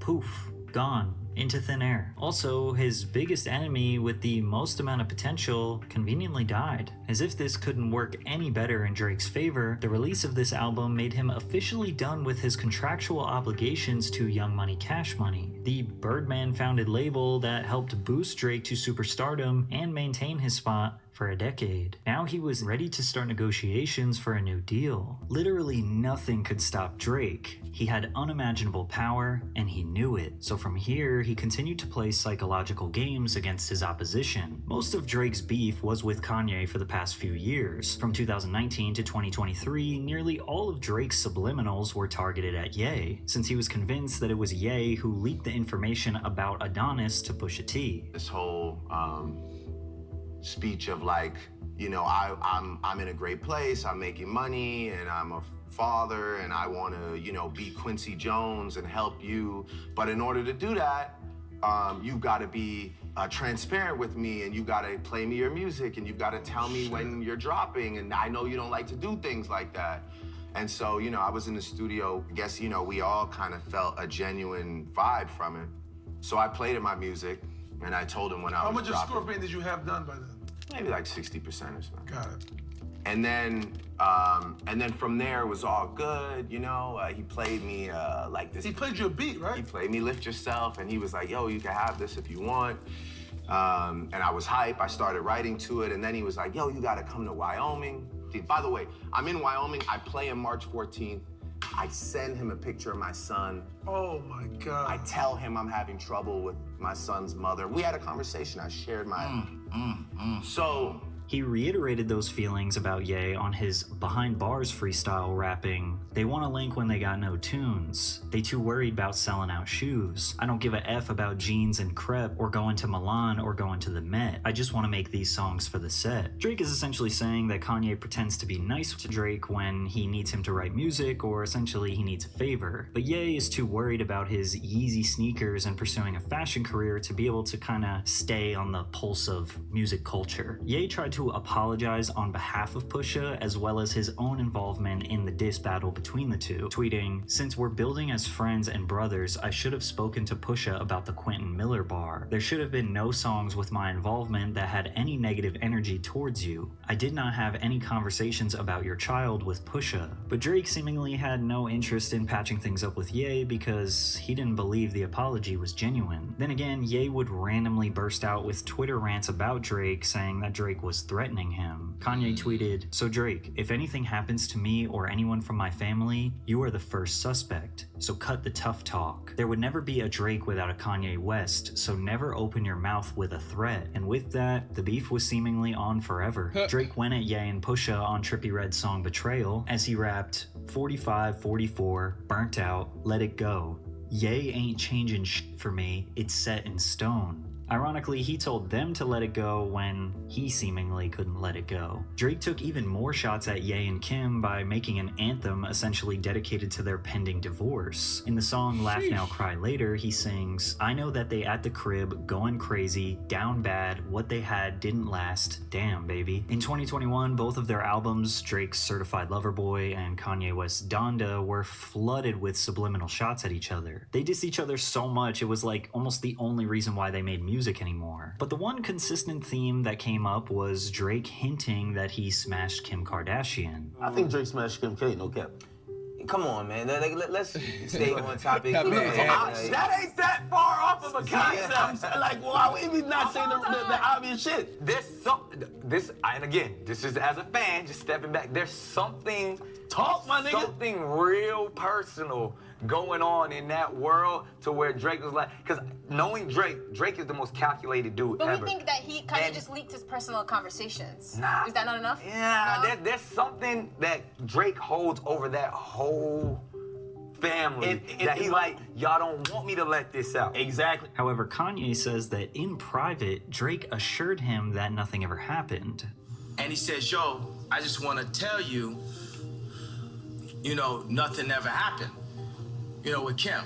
Who, Future's something? No, this is what Drake told me. I'm only talking to Drake about Future, really. Like, okay. I'm like, yo, I love Future. This is after y'all not gonna lie, if that's true, that's kind of whack, bro. I don't like when, what I'm saying, people be lying about who they smashing and stuff, and especially to the public, and then you got the public getting involved, because even if they come out and just be like, oh, like, this is just a troll or whatever, they're gonna want to go with the lie and stretch the lie farther because it just sounds a lot more entertaining and better usually. So. This is when we were squashing it, right? Now, if you know anything about Kanye West's history, you know he's not exactly the most trustworthy source. But as we've seen in this video, Drake is not really the most trustworthy either, so kind of hard to believe either of them. But they even patched things up for a little bit and did a Larry Hoover benefit concert where Drake was seen crying while Ye was performing Runaway. But despite Drake and Ye making amends, he seemingly threw it all out the window with a subliminal on Rich Flex. "You rappers love asking if I effed. When you know we did. She came in heels, but she left out on her cozy Either Drake actually slept with Kim and it eats Kanye alive, or he didn't, but he likes to do everything in his power to convince Kanye that he did. Again, more psychological warfare. On his 2023 song Search and Rescue, which is essentially about not wanting to participate in meaningless escapades with women and desiring a more permanent relationship, he samples an episode of Keeping Up with the Kardashians where Kim talks about being bitter towards her divorce with Ye. Absolutely diabolical. But it was in 2023 where everything started to heat up for Drake. He released his For All the Dogs album, which again was riddled with so many disses to Ye, but also some other people, like A$AP Rocky and Rihanna. Fans have long suspected that Drake always yearned for Rihanna, and he is still hurt to this day over her settling down with A$AP Rocky. On his track Fear of Heights, he seemingly goes after her, rapping, "Why they make it sound like I'm still hung up on you? That could never never be. Y'all can't run me. Better him than me. Better it's not me. I'm anti. Yeah, and sex was average with you. Drake's version of proving that he is not hung up on someone is by making an entire song about them. He also rapped, I'm not pretty Flacco, this shit get really rocky. People also suspected he was beefing with his longtime collaborator, Future, over a girl. In the song What Would Pluto Do, he rapped about desiring a girl that was sleeping with one of his friends, but he chose to smash her anyways because that's what Future would do. Drake and Future hadn't made a song together in years at this point. There were rumors that they were supposed to come out with a sequel to their joint album, What a Time to Be Alive, but allegedly instead Drake chose to collaborate with other Atlanta artist 21 Savage on Her Loss. Many people suspected their relationship soured, and they were right. But perhaps the most monumental part of this project was Drake's collaboration with J. Cole on First Person Shooter, where Drake is bringing his boisterous, powerful energy, claiming that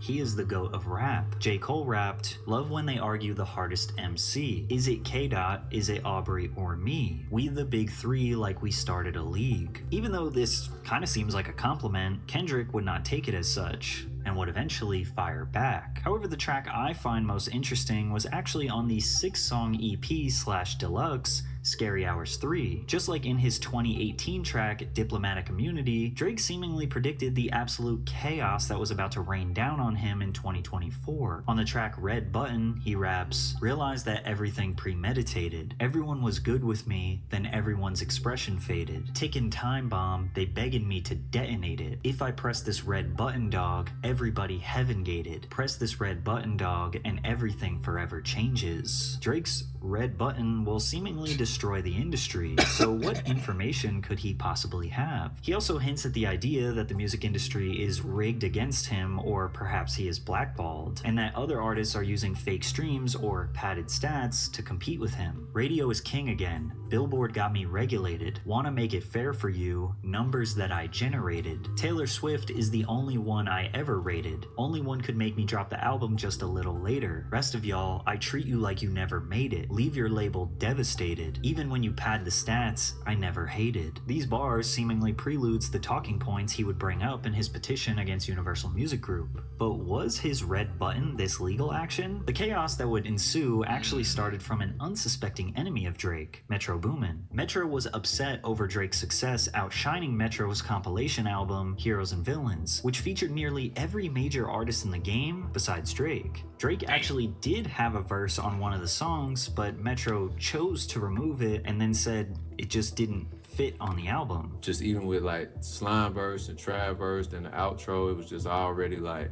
it just really wasn't no room. It was just wasn't no room. It wasn't no personal, it just wasn't no room, so. But how does Drake not fit on your album that features literally every top rapper in the game? That's petty. Clearly they had some bad blood, but nobody really knew why. In a Twitter thread that was discussing Metro Boomin's album getting 10 million streams a day and Drake's album only 4 million a day, he replied, yet Her Loss still keeps winning Rap Album of the Year over Heroes and Villains. Proof that award shows are just politics and not for me. I don't care about awards, honestly. The true award and reward is knowing that the music I spend so much time on brings joy to people's everyday lives. Now, at the end of the sentence, I in a way, I can see what he's coming from. But bro, one thing I always despise when people be saying, they be like saying, oh, like these awards or these ceremonies or this particular accolade doesn't mean anything, and then they give a description on why they don't think it means anything and they're not hurt by it. Like, bro, like, you know, you look more hurt saying something like this, you know? So I it's just, and the reason why I'm saying that is because I'm giving advice to like any up and coming artist. If you ever get to a point where you feel like you're getting nominated for like a Grammy or an award or something like that, and you happen to not win, you know what I'm saying? Don't go on there tweeting, oh, these awards just don't mean anything to me. You should just know all this stuff is just scripted, man. And it just, it's a really bad look, you know? So it's obvious. And that's that personally Metro just from somebody like me looking on the outside. And like, I don't like listen to Metro Boomin. I think we've listened to his album on stream, but like, I'm not like a huge fan at all. Like, you know what I'm saying, and stuff. But, you know, we did listen to his album. I thought it was amazing and stuff like that. But just still, you know, it's just jealous. Just a bad he look. claims he doesn't care about awards, but yet here he is, upset about it. So he deleted the tweet, which made Drake call him a tweet and deleter on a Kick live stream. To the rest of you, the non-believers, the underachievers, the tweet and deleters, You guys make me sick to my stomach, fam. Honestly, if you guys want to look in my eyes, you guys want to do something? You guys, that's what I thought. Go close to the camera, bro. That's what I thought.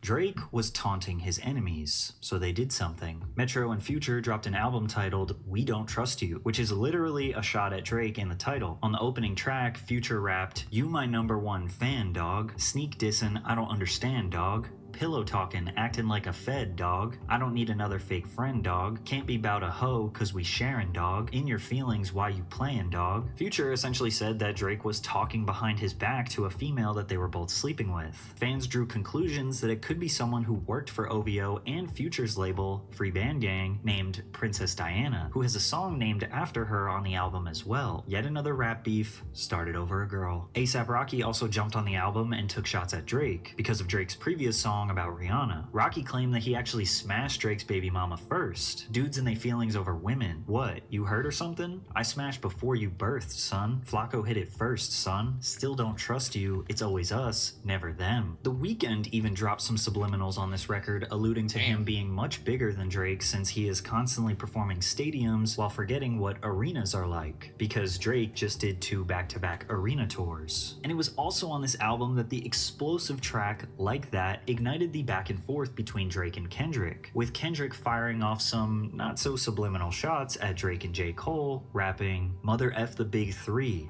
It's just big me. For all your dogs getting buried, that's a K with all these 9s, he gon' see Pet Cemetery." All the walls were closing in on Drake. All his enemies had finally had enough of him. They were sick of his disses, sick of his success, sick of his predatory behavior, sick of his disguises and phony accents, sick of his pandering, sick of his redundant songs dominating the radio. Yo, that is a huge shot at somebody saying that they have a fake accent, bro. Sick of That is stabbing funny as people hell. in the back, sick of him pursuing literally every rapper's girl. They wanted to see him crash and burn, so they decided to all attack him at once. Now obviously, Bro, imagine that all these like every rapper that like dissed Drake this year, like was all because like Drake smashed his chick like sometime and point within the last 5 or 10 years. That would be actually diabolical. Lamar got all the spotlight since their back and forth became the bulk of what people were talking about in 2024. But the beef with Kendrick essentially covers all the stuff that I have broke down for you in this video. This video that took me, what, 2 hours to explain, Kendrick was able to do in 4 diss tracks. So on one hand, it seems like Drake just finally pissed off enough of his peers over the past 17 or so years, but what if I told you it might actually be even bigger than that, and that the rap beefs were actually just a distraction to Drake being a much bigger threat? Now this is the part where a lot of the juicy drama goes out the window, so people tend to check out. But make no mistake, this is the thing that actually matters. In 2020, a conversation between Steve Stout, record executive and founder of the independent music distribution service United Masters, and independent rapper Russ, went viral discussing about what would happen if Drake decided to go fully independent, since Drake was in the middle of negotiating a massive deal with Universal Music Group. If Drake right now, completely independent, if Drake right now posts a link on a picture on the gram of his new album, link in bio, it isn't a link in bio, new album out, fully independent, Drake will make $10 million a week for fucking 60 weeks. By the way, you know? It's like insane. Drake is, I said this before, and it's about to come out in the next 6 months. Drake is about to get the biggest bag in the history of the music business by far. He should. Because, well, A, he should, and B, they don't want that to happen. Because the day that happens, you might as well close the business down. Drake should go independent and fuck the whole shit up. If Drake goes independent, the music business is over. Even though this is a short clip, there is a lot to unpack here. Firstly, Steve Stout accurately predicted Drake getting... Just side note, I'm surprised Drake isn't choosing to be independent. Like, bro, if you have, you know what I'm saying, like, leverage and clout like that and just like longevity, like I just feel like you're helping out the label stay in business versus just, you know what I'm saying, that's just personally just my preference. But then also, again, I have told you guys that you know, labels do have certain connections where they help you get on radios, or they help you not all the time, but definitely give a good help into helping you get shows and stuff, and setting up, you know what I'm saying, a lot more organized, and like a few other different benefits, as long as they don't have you like on some shelf. You know what I'm saying? But bro, I don't know why he isn't independent. The biggest bag in music history, because shortly after this interview, Drake signed a LeBron-sized $400 million recording contract. After the deal hit the news, Drake rapped on the Migos song, Having Our Way. Things done changed. Billionaires talk to me different when they see my pay stub from Lucian Grange. Lucian Grange is the CEO of Universal Music Group. UMG is one of the big 3 record labels that own and control the entire industry. UMG holds the largest market share, controlling 38% of all of the music that exists. The contract was described as a 360 deal on steroids, encompassing his recordings, publishing, merchandise, and visual media projects. However, new reports say that it's just a licensing deal. Drake's current deal is a licensing agreement, giving UMG the right to commercially exploit his music for a set period. That's why they released the bundle he self-leaked. Once the term ends and the advance is recouped, Drake regains full rights to his music. UMG owns nothing. Here's like an extremely simplified version of what this means. Drake gets paid $400 million up front, and then UMG takes 100% of his record sale earnings or album sale earnings or stream earnings until they get back their $400 million and a little bit of profit. Then after that, the deal is done, and he retains ownership of his masters. Maybe after they signed this deal, UMG thought Drake would get comfortable. He got his $400 million.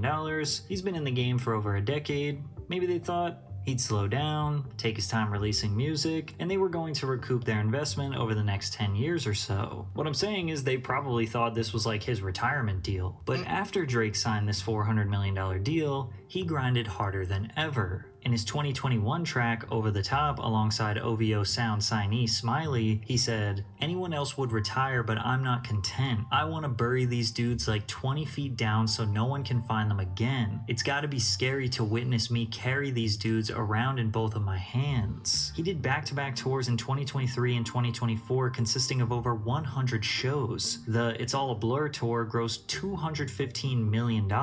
Immediately after, he embarked on the co-headlining Big Is the What tour with J. Cole that grossed over $100 million.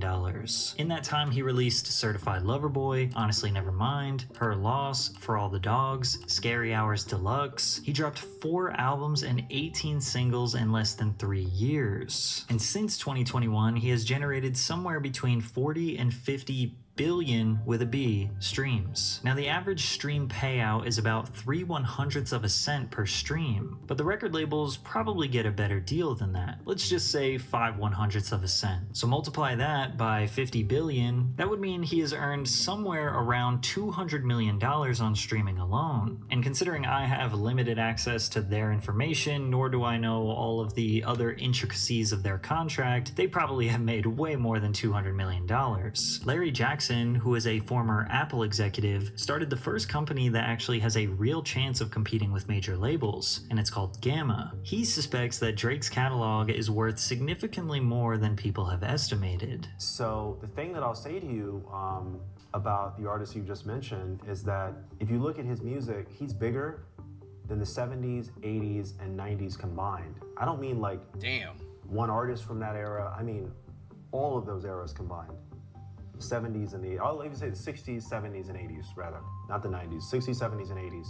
I think it's a safe assumption that Drake has either made the $400 million or he is extremely close to making it. And after that, he gets ownership of his catalog. But do you think Universal wants Drake to own his catalog? Additionally, since he made the money back so quickly, standard business knowledge would say that he has more negotiating power when discussing the next deal. He made them $400 million this fast, maybe next time he wants $600 million, maybe $800 million. Maybe over $1 billion. Drake knows how valuable he is. You imagine that happens eventually in the future? Somebody landing $1 billion music deal, bro. Maybe he's asking for a deal that benefits him more than UMG. Because before this rap beef with Kendrick Lamar, the record labels needed Drake more than he needed them. I mean, think about it. What would happen to the music industry if Drake went independent? Well, first you have to assess, what does the record label do for Drake that he can't do himself? Streaming services are the overwhelming majority of how people consume music. You have dozens of services like DistroKid or TuneCore that allow you to upload unlimited music to every major major digital streaming platform for like $50 to $100 per year. The days are long gone of relying on labels to produce, package, and distribute physical copies of your music to Best Buy and then track the sales and then report those numbers back to you. Everything is just done online now. Additionally, social media is the way that artists communicate directly with their followers and let them know that they are dropping. Marketing campaigns these days, if an artist even does one, are mostly just done on their own Instagram, Twitter, or TikTok. And even if they do a press release or promo campaign, most of these companies are independently owned and operated. I mean, a modern music marketing campaign consists of going on Kai Cenat's Twitch stream, doing an on-the-radar performance, maybe hopping on a couple of podcasts, or paying some TikTokers to dance to your song. None of these things require a record label. They definitely require money, which labels do provide, but so do banks, and cousins and uncles and grandmothers. And that's obviously not a problem for Drake. Not only is he rich, but every single platform or influencer would be excited to host him because their numbers will boost significantly. It's a symbiotic relationship. If Drake comes on your show, he can talk to the people, and your relevance and revenue will skyrocket. However, there are two pretty important areas of music that are still controlled by big corporations. 1, radio, and 2, touring/live music. You, as an independent artist, will never, and I mean never, get on any major radio station without being signed to a label, or if you pay to get your song played. Now, providing money, gifts, or bribes in exchange for radio play, otherwise known as payola, is illegal. The Federal Communications Commission, or the FCC, treats payola as a violation of the sponsorship identification rules, which requires any broadcast of paid material to include a disclosure that what the person is listening to is an advertisement. Legendary radio DJ Big Boy talks about witnessing payola firsthand. I never got caught up in the olas, you know, the payola, the plug ola, and I just didn't owe nobody nothing. You know, I had one that tried to give me a Mercedes Benz, and I was like, nah, man. He was like, I said, nah, because I complimented on him, complimented him on the Benz, and he was like, oh man, just go on and take it, just go on and take it. I was like, nah, man. I was like, nah. I said, and I know what he doing, you know, shit. I come from that world, you know. You cut somebody off a big ass piece, and then that shit start getting smaller and smaller. You know what I'm saying? Like, I know how to hook you. Nah. And then he said, well, give me $1 for it. And I'm like, nah. Because I'd never be able to pay that $1 off. You know what I'm saying? So other than that, I was always good with just no. You know, another time Eazy-E had somebody bring something to the door for me. I never told that story. And you know, I don't know what money is. They're like, oh, you know, Eazy-E got a record, so on and so forth. So I go out there and I look, and they're like, give me a bag. And it's like one of the movies where somebody hand you a bag with cash in it and a CD. But yeah, I was just like, man, I took the CD, gave the money back. And then the record ended up popping by itself anyway. Funkmaster Flex of Hot 97 says record labels are still paying for songs to be on the radio, but not Drake. He says that these numbers are per song. Drake does not pay for play. For pop radio, $350K per song. Urban radio, $250K per song. Mix show, $100K. Local mix show director, $40K. Local DJ, $3 to $5K per song. And still, even if Drake had to pay to get his song on the radio and indulge in a little payola, he could do it. He could afford those numbers. What I'm trying to say is, if Drake were to go independent, it could profoundly disrupt the music industry by demonstrating that a major artist can thrive without traditional label support. This could lead to a ripple effect of high-profile artists like maybe Taylor Swift or Adele or Beyonce or Rihanna leaving the major labels. Then the labels would struggle to attract and retain talent, which would lead to shrinking profits and layoffs of important job positions. Then, slowly but surely, they wouldn't be able to invest as much money taking risks on new talent, which, if you didn't know, it takes hundreds of thousands of dollars to break a new act in the mainstream. The traditional music industry model relies on signing hundreds of artists and hoping that one of them blows up to pay for the losses of all the rest. Spotify would no longer flood their playlists with only label-signed artists because the trendy music would be all from indie artists. Then from there, radio might start actually airing more indie music if that's what the culture or the internet is demanding. Little by little, you you can see how the decentralization would occur. It would essentially democratize music. So with Drake having that threat, that power, that if he went independent, it would essentially start the destruction of the music industry. Plus him absolutely torching through that $400 million deal that is now up for renegotiation. The only thing that could possibly give UMG an advantage over him is if he died. Or the next closest thing to dying as it pertains to a celebrity, which is being outed as a pedophile, losing all of his relevance, and being hated by his fans. Now, if you made it this far in the video, I'm 99% sure you know about Kendrick Lamar's iconic 2024 diss track, Not Like Us, that was aimed at Drake and accused him of being a pedophile multiple times. Not only is the cover art a picture of Drake's mansion with multiple sex offender watch logos above it, but in the song he raps, "Say Drake, I hear you like 'em young. To any girl that talked to him and they in love, just make sure you hide your lil' sister from him. Certified lover boy, certified pedophile."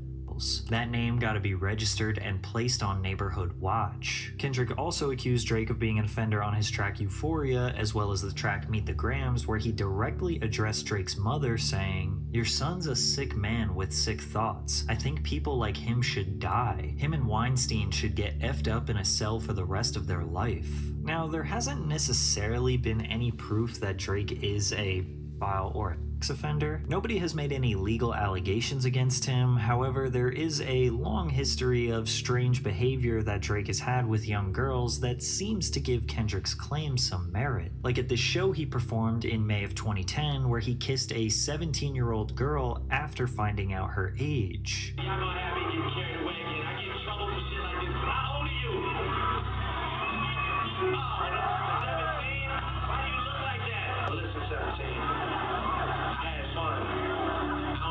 Feel guilty or not, but I had fun. I like the way your breasts feel against my chest. I just want to thank Yo, bro, yo, I'm not gonna lie. This is crazy. This is crazy. This is crazy, bro. This is crazy. Nah. Oh my gosh! It's particularly strange that Drake recognized that this was creepy or potentially illegal and then chose to kiss her anyways. At the time, Drake was 23 years old. What the fuck? Girl, after finding he performed with young girls, that seems to give Kendrick's claim some merit. Like at the show he performed in May of 2010, where he kissed a 17-year-old girl after finding out her age.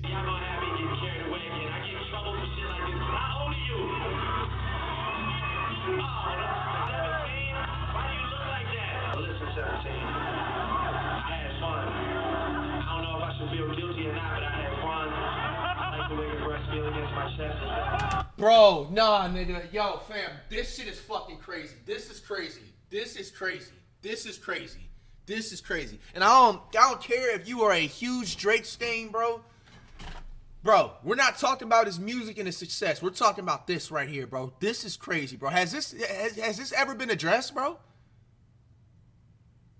He literally just asked her age and then goes on to say, "I like the way your boobs feel up against my chest," and then kisses her like 3 times on the face and then kisses her on the hand. I just want to thank you.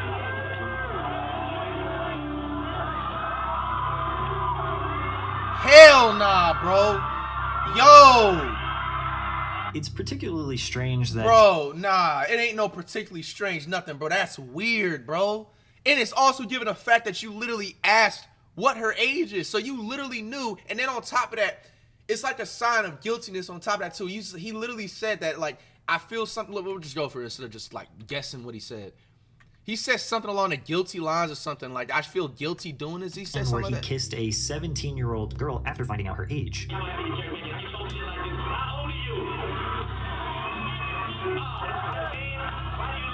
Why do you look like that? I don't know if I should feel guilty or not, bro. That is a bad look, bro. And the crazy thing is, like, I'm really curious to see how this like whole defamation case goes with him and like Kendrick and stuff. Like, because like there is such thing as like, let's say somebody files a defamation on you, you can always counter it, and usually how you win that counter is you got to come with some type of like heavy receipts to like prove that like why this isn't defamation, and to prove that like, okay, like let's say if somebody like wanted to like file some defamation saying that like you called them ugly or something like that. All right, and usually that's obviously an opinion, you can't really do that, but I'm just giving a quick example. Like, all right, let's give a better example. Let's just say it's like somebody accused you of like hitting an old lady upside the head, you know what I'm saying, like 15 years ago, and you took her purse or something. All right, and then you're trying to counter that. You would actually physically have to be like, for you to win that counter, you would have to be on some shit like, oh, there was cameras right here, we got the footage on this part, there's 5 or 6 different witnesses that was posted up on the block that seen you feel me, like do that armed robbery and stuff like that. Like it's basically something like on around that lines. Like, and I'm curious to see that if like, which I'm pretty sure Kendrick is gonna do, is he's gonna counter the defamation. He's not gonna be like, oh, here, Drake, just take $100 million or however he's asking for or whatever, and just let him just go ahead and win that defamation. I wonder, see if Kendrick ends up using something like this to prove, like, you know what I'm saying, his claim that saying that he's calling Drake a pedo and stuff. I'm not gonna lie, this is really a bad look. This is not cool. This is a bad look. This ain't cool whatsoever. Like, bro, this ain't cool, man. I'm not gonna lie, I'm actually surprised, like, how isn't he, like, low-key been canceled for that? Like, this is disgusting, bro. It's particularly strange. Disgusting, bro. It's disgusting. It's straight up disgusting. It's just, I can't not say nothing about that. It's just disgusting, bro. Like, and also, where is the parents of that girls at, too? Like, yo, that Drake recognized that this was creepy or potentially illegal and then chose to kiss her anyways. At the time, Drake was 23 years old. Now, legally speaking, in the state of Colorado, Drake did not break any laws. However, many people believe that he simply got lucky, because it would have been considered illegal in 12 other US states. Additionally, people feel this is just a representation of So what is CC saying? He's saying that like the age of consent in Colorado was like 17 or 16 at the time. I don't know if they changed the laws or whatever from there and now. Like, bro, I ain't gonna lie, yo, that still is not sitting right with me, bro. Like, I was always taught, bro, from a young age, bro, I'm talking about 9, 10 years old, that 18, you know what I'm saying? It's 18 and that's just that, bro. Like, I ain't gonna lie, bro. That's, even if that's the case, that stuff still, to me, personally, that's disgusting as fuck. Like, that's just disgusting, bro. Bro, I cannot be the only one that feels that way. Please tell me I'm not the only one that feels that way. Somebody in the comments, somebody in the chat, somebody. A potential sinister pattern of behavior. If he did this on stage, then what would he do while nobody was watching? But it doesn't end there. In 2017, Drake posted a photo of him with Millie Bobby Brown, a 14-year-old actress who was the star of the hit show Stranger Things. The photo was seemingly innocent. That was until Millie did an interview and detailed their relationship further. Tell me about your friendship. How did this all come about? I love him. I met him in Australia, and he's honestly so fantastic and a great friend and a great role model. You know, we just texted each other the other day, and he was like, I miss you so much. I was like, I miss you more. He's coming to Atlanta, so I'm definitely gonna go and see him. I'm so excited, yeah. You and Drake? That's awesome. That's awesome. What advice does he give you? Like, what does he say? About boys. He helps me. What? Yeah. He's great. He's wonderful. I love him. What's his advice with boys? You know, that stays in the text messages. Not only is texting a 13-year-old weird, but also giving them relationship advice just takes it to another level. Yo, bro, what the hell? Many people felt that a 31-year-old texting a young teenager was inappropriate, but Millie said otherwise, as she took to Instagram to defend Drake. You guys are weird, for real. I'm lucky to have people in the business extend their time to help me further my career and offer their wisdom and guidance. I'm very blessed to have amazing people in my life. You don't get to choose that for me. Billie Eilish had a similar reaction. Like, I'm sorry, bro, like, even if, let's just say, they're not talking about anything inappropriate, bro, there is no business in the world, unless that's your like actual blood sister or cousin or something like that, somebody in the family that is your blood family, there should be no reason in the world that they said at the time Drake was like 31 or 32, like, texting a 13-fucking-year-old, bro? Like, there's no conversation in the world that you can relate to somebody that young, and you have no business texting, bro. I'm sorry, like, there's just no place in the world you shouldn't even be having you shouldn't even have her number. You shouldn't be having anything involved with her.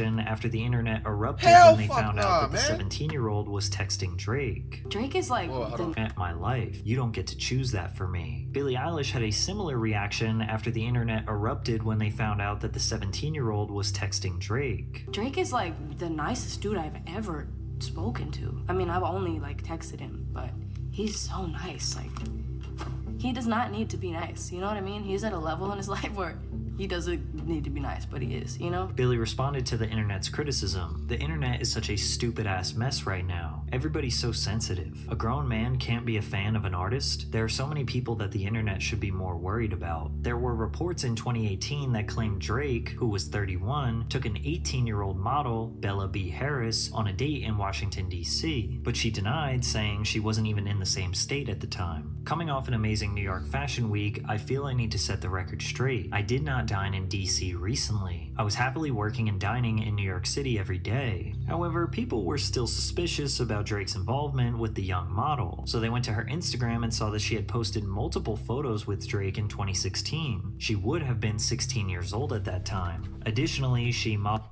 with the young model. So they went to her Instagram and saw that she had posted multiple photos with Drake in 2016. She would have been 16 years old at that time. Additionally, she modeled for OVO, again at age 16, and Drake commented under the post with hard-eyed. 2016, that's the same year?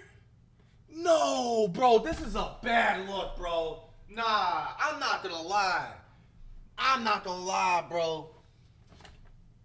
Fam, this is not a good look at all, bro. A heart face and a smiley emoji on somebody that is not your blood family at 16 years old, and you're at this time, I want to say 31 to 35. Are y'all seeing this? As emojis. Drake has also rapped some questionable lyrics over the years. High school pics, you was even bad then. We could've waited, I wasn't Russian, difference in ages, you're old enough, but you're still a baby. Baby that was so worth the wait. I wasn't in love with none of them anyway. No! What is that bar supposed to mean? Huh? Baby, that coochie, obviously it said something else, I'm not trying to get them outside, was so worth, nah, I'm not even reading that myself, bro. What?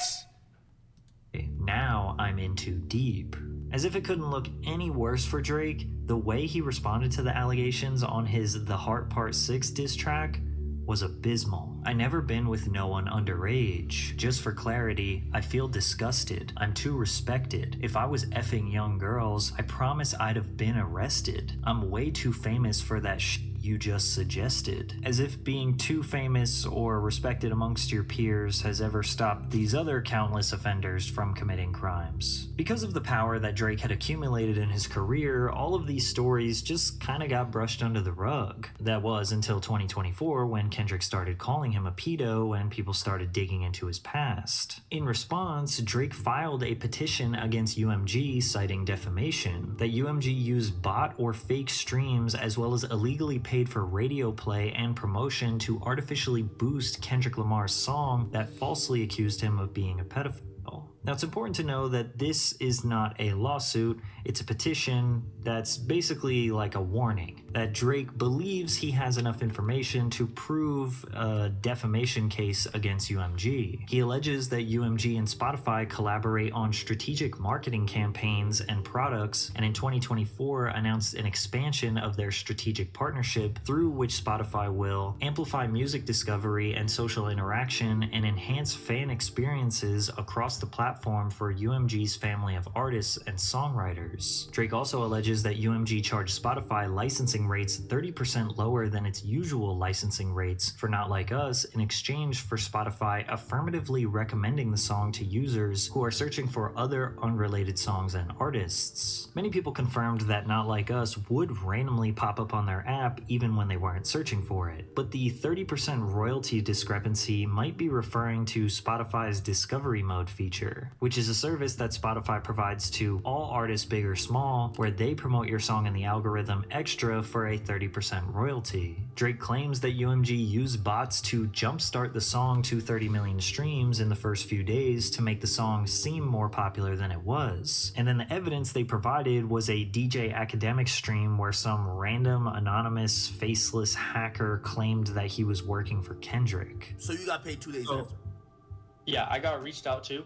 It was May 5th afternoon, and that's when they were like, and I will send you also receipts of that as well, me being reached out to by the third party and then being paid by them.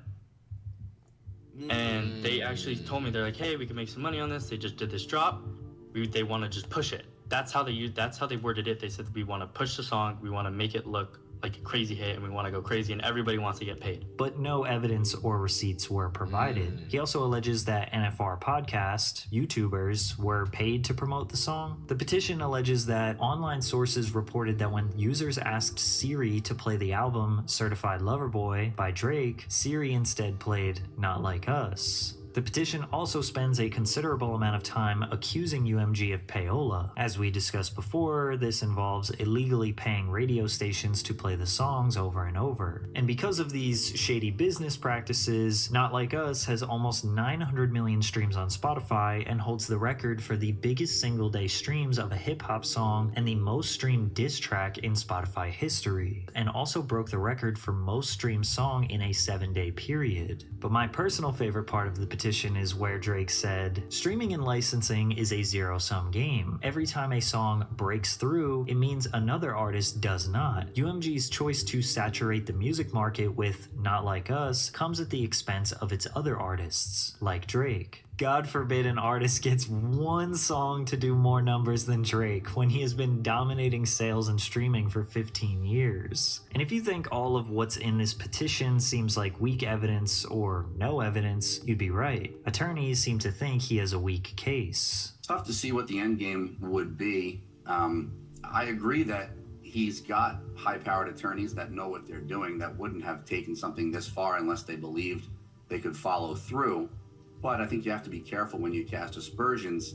It seems unlikely that Universal would have to use those tactics for Kendrick's release and not for others, maybe even including his. So you might be careful what you're asking for here. This attorney brings up a good point. Drake is downplaying how massive this song, this moment, was for hip-hop. There were countless YouTube videos breaking down this beef, millions of tweets about the back and forth. This is easily the biggest moment in hip-hop, maybe in our lifetime. Additionally, Drake might be opening up a can of worms that he does not want to, meaning if he is somehow able to expose Kendrick of botting streams and paying for airplay, then that could unravel to Drake being exposed for using those exact same tactics. We're supposed to believe that labels have never done these shady business methods to promote Drake's records over his 15-year dominance. However, there is another theory circulating that he is just trying to get out of his contract. Well, there's always a PR component to all of this, right? I've heard questions online about perhaps this is a way for him to get out of his recording contract. Maybe it's an attempt to keep Kendrick Lamar from performing the song That Shall Not Be Named at the Super Bowl. I'm not sure exactly where it goes. Could be that the disclosure that they're looking for will help them figure that out. Like we speculated earlier, maybe Drake recouped on his $400 million deal and he wants a re-up. Maybe he is asking for $600 million, $800 million, $1 billion. And maybe they are locking him into some contractual loophole. Maybe he wants to just go independent and break free from the label because he doesn't think he needs them anymore. One of the most interesting parts of the petition was that Drake claimed UMG offered to partner with him to team up against Kendrick. Instead, UMG has pointed the finger at Mr. Duckworth, insisted that Drake should initiate legal action against Mr. Duckworth rather than UMG, and even threatened to bring its own legal claims against Mr. Duckworth if Drake were to pursue claims against UMG. So if that were true, then why wouldn't Drake just sue Kendrick? Surely he would win with all of his legal power in addition to UMG's legal power on his side. This is why most people think that this isn't really just a lawsuit. So while most people are just claiming that Drake is trying to sue because he's a sore loser and he's mad about losing the rap beef, other people think that he's just trying to get out of this deal and go independent. Nothing more than a negotiating strategy. Now you might be thinking, why would Drake's own label want his reputation to be ruined? Wouldn't that hurt his sales and then in turn hurt their investment? Well, they don't want it to be permanently ruined. They just want his reputation to be ruined right now so they can renegotiate a deal, then once he is signed, they can help him restore it. Plus, the guy who dissed him, Kendrick, is signed to the exact same label. So if Drake goes down and Kendrick goes up, they make money regardless. But Drake maybe finally took things too far. Perhaps UMG also had a trick up their sleeve. A few days after the petition was filed, one of XXXTentacion's killers, Dedrick Williams, appealed his case and cited Drake as a witness. Keep in mind, this case was solved and closed years ago, so the timing of this appeal is interesting. Plus, Drake was originally listed as a witness, but the courts seemingly ignored it. What exactly are we suggesting? Are you suggesting that Drake had a part in it, or that just he wasn't looked into and it chose a sloppy investigation and not a fair trial? Well, in the brief and in what I was arguing in court is the latter. Drake suing UMG might be his big mistake. The truth is, there is not just one reason why the entire industry attacked Drake in 2024. It could be that rappers are just jealous of him and want to see him dethroned as the biggest hip-hop artist in the world. It could be that he taunts and disrespects others by sleeping with women they were— Bro, that smile is devious, bro. He know he smashes somebody's chick. That's crazy. Previously involved with, and then brags about it. It could be that he takes advantage of young talent, steals their hard work for his own benefit, and leaves them out to dry. It could be that he profits off a culture that he doesn't actually identify with and is merely cosplaying an image. It could be that he is potentially sexually involved with minors. And it could be that he is in a high-stakes battle against UMG with power, control, and even survival on the line. But it's really hard to call Drake a victim considering how the system has worked in his favor for so long. There weren't many strong reasons to defend Drake when Kendrick ignited the beef because, well, as K-Dot said, "Take that mask off. I want to see what's under them achievements. Why believe you? You never gave us nothing to believe in." Wow. Hey, man, shout out to Patrick CC and shout out to all of y'all that if you are watching all the way through, I want to let you and wish you best of great luck for the next 10 plus years. You know what I'm saying? Mess with FTC brothers and sisters heavy, man. All right, there's a couple of things definitely want to say. For one, bro, towards the end when I seen that full timeline of Drake having those, you know what I'm saying, like interactions with the younger females, bro, that is an absolutely disgusting, terrible look. And, yo, he needs to explain that, bro. He needs to explain that, like, ASAP. I mean, like, I'm pretty sure, obviously, Kendrick already exposed it with this song and stuff like that he dropped earlier on in the year. But, bro, that stuff needs to be, like, properly explained, bro. I mean, some of this stuff really doesn't need to be explained. We've seen it in 5,000 pixels, bro. That's diabolical. Okay, and then for two, I honestly feel like if Drake wins this lawsuit, it's going to shift the entire way of like how hip hop is. It's going to make, I feel like it's really going to make the music industry and maybe in terms of just rap only, like go down continuously more. And here's why I think that, because it's like, think about it, like with everybody doing all types of disses, from the people that do drill disses or just people that just do straight gangster type of disses, or people that just do just the regular disses with like the Drake and the Kendricks like types or whatever in the future. Bro, there's gonna be people that are gonna be afraid to get in the booth and be holding themselves back, talking about, oh bro, like what if I say this particular bar, is this gonna cause me to just get like a lawsuit thrown my way and stuff like that? Like, and obviously just because somebody's trying to sue you, that doesn't mean they're gonna 100% win, but it's just that fear factor. Nobody at the end of the day wants to have to deal with like waking up at most of the time. I hope you guys know, like when you gotta go to like court for like certain like lawsuits or civil cases, like whatever like that, like that's not actual like court type stuff, bro, you gotta like, well, that's really with all types of like court stuff, but like for particular, bro, you gotta wake up early as hell. Like most of the stuff is like scheduled on like random days throughout the year, months or whatever and stuff like that. Nobody's gonna want to have to deal with you having to potentially get sued because you're sitting there making music that you love to do and stuff like that. So it's gonna be a really drastic change in the way hip hop is viewed, in the way in the way people go about hip hop music in the future if Drake actually wins this lawsuit and stuff like that. And my other question too, like I already asked it in the beginning, after everything you've seen right here, who do you guys think is winning this rap beef right now? Now I felt like said this, I think it was on my man Uray's stream, when I had, made a special appearance maybe like right before June started and stuff of this year of 2024. He asked me, like, who do you think is winning the beef? Kendrick and Drake. And that was up to the point of, like, the end of May. And I said Kendrick. And to be honest with you, I honestly still stand by. I think given right now, unless Drake in the beginning of January, especially before Kendrick performs in the Super Bowl in February, if Drake does not drop no banger trendy song that is in the same success category of Not Like Us, 100% Kendrick has won. And just right now, Kendrick is definitely in the lead. Now, given the fact, does this mean that Drake's career is over? No. Now, I honestly think it will take a huge damaging to his career if he continues to go with this lawsuit and he ends up losing the lawsuit. That's my personal opinion. But I want to see what you guys have to say in the comments.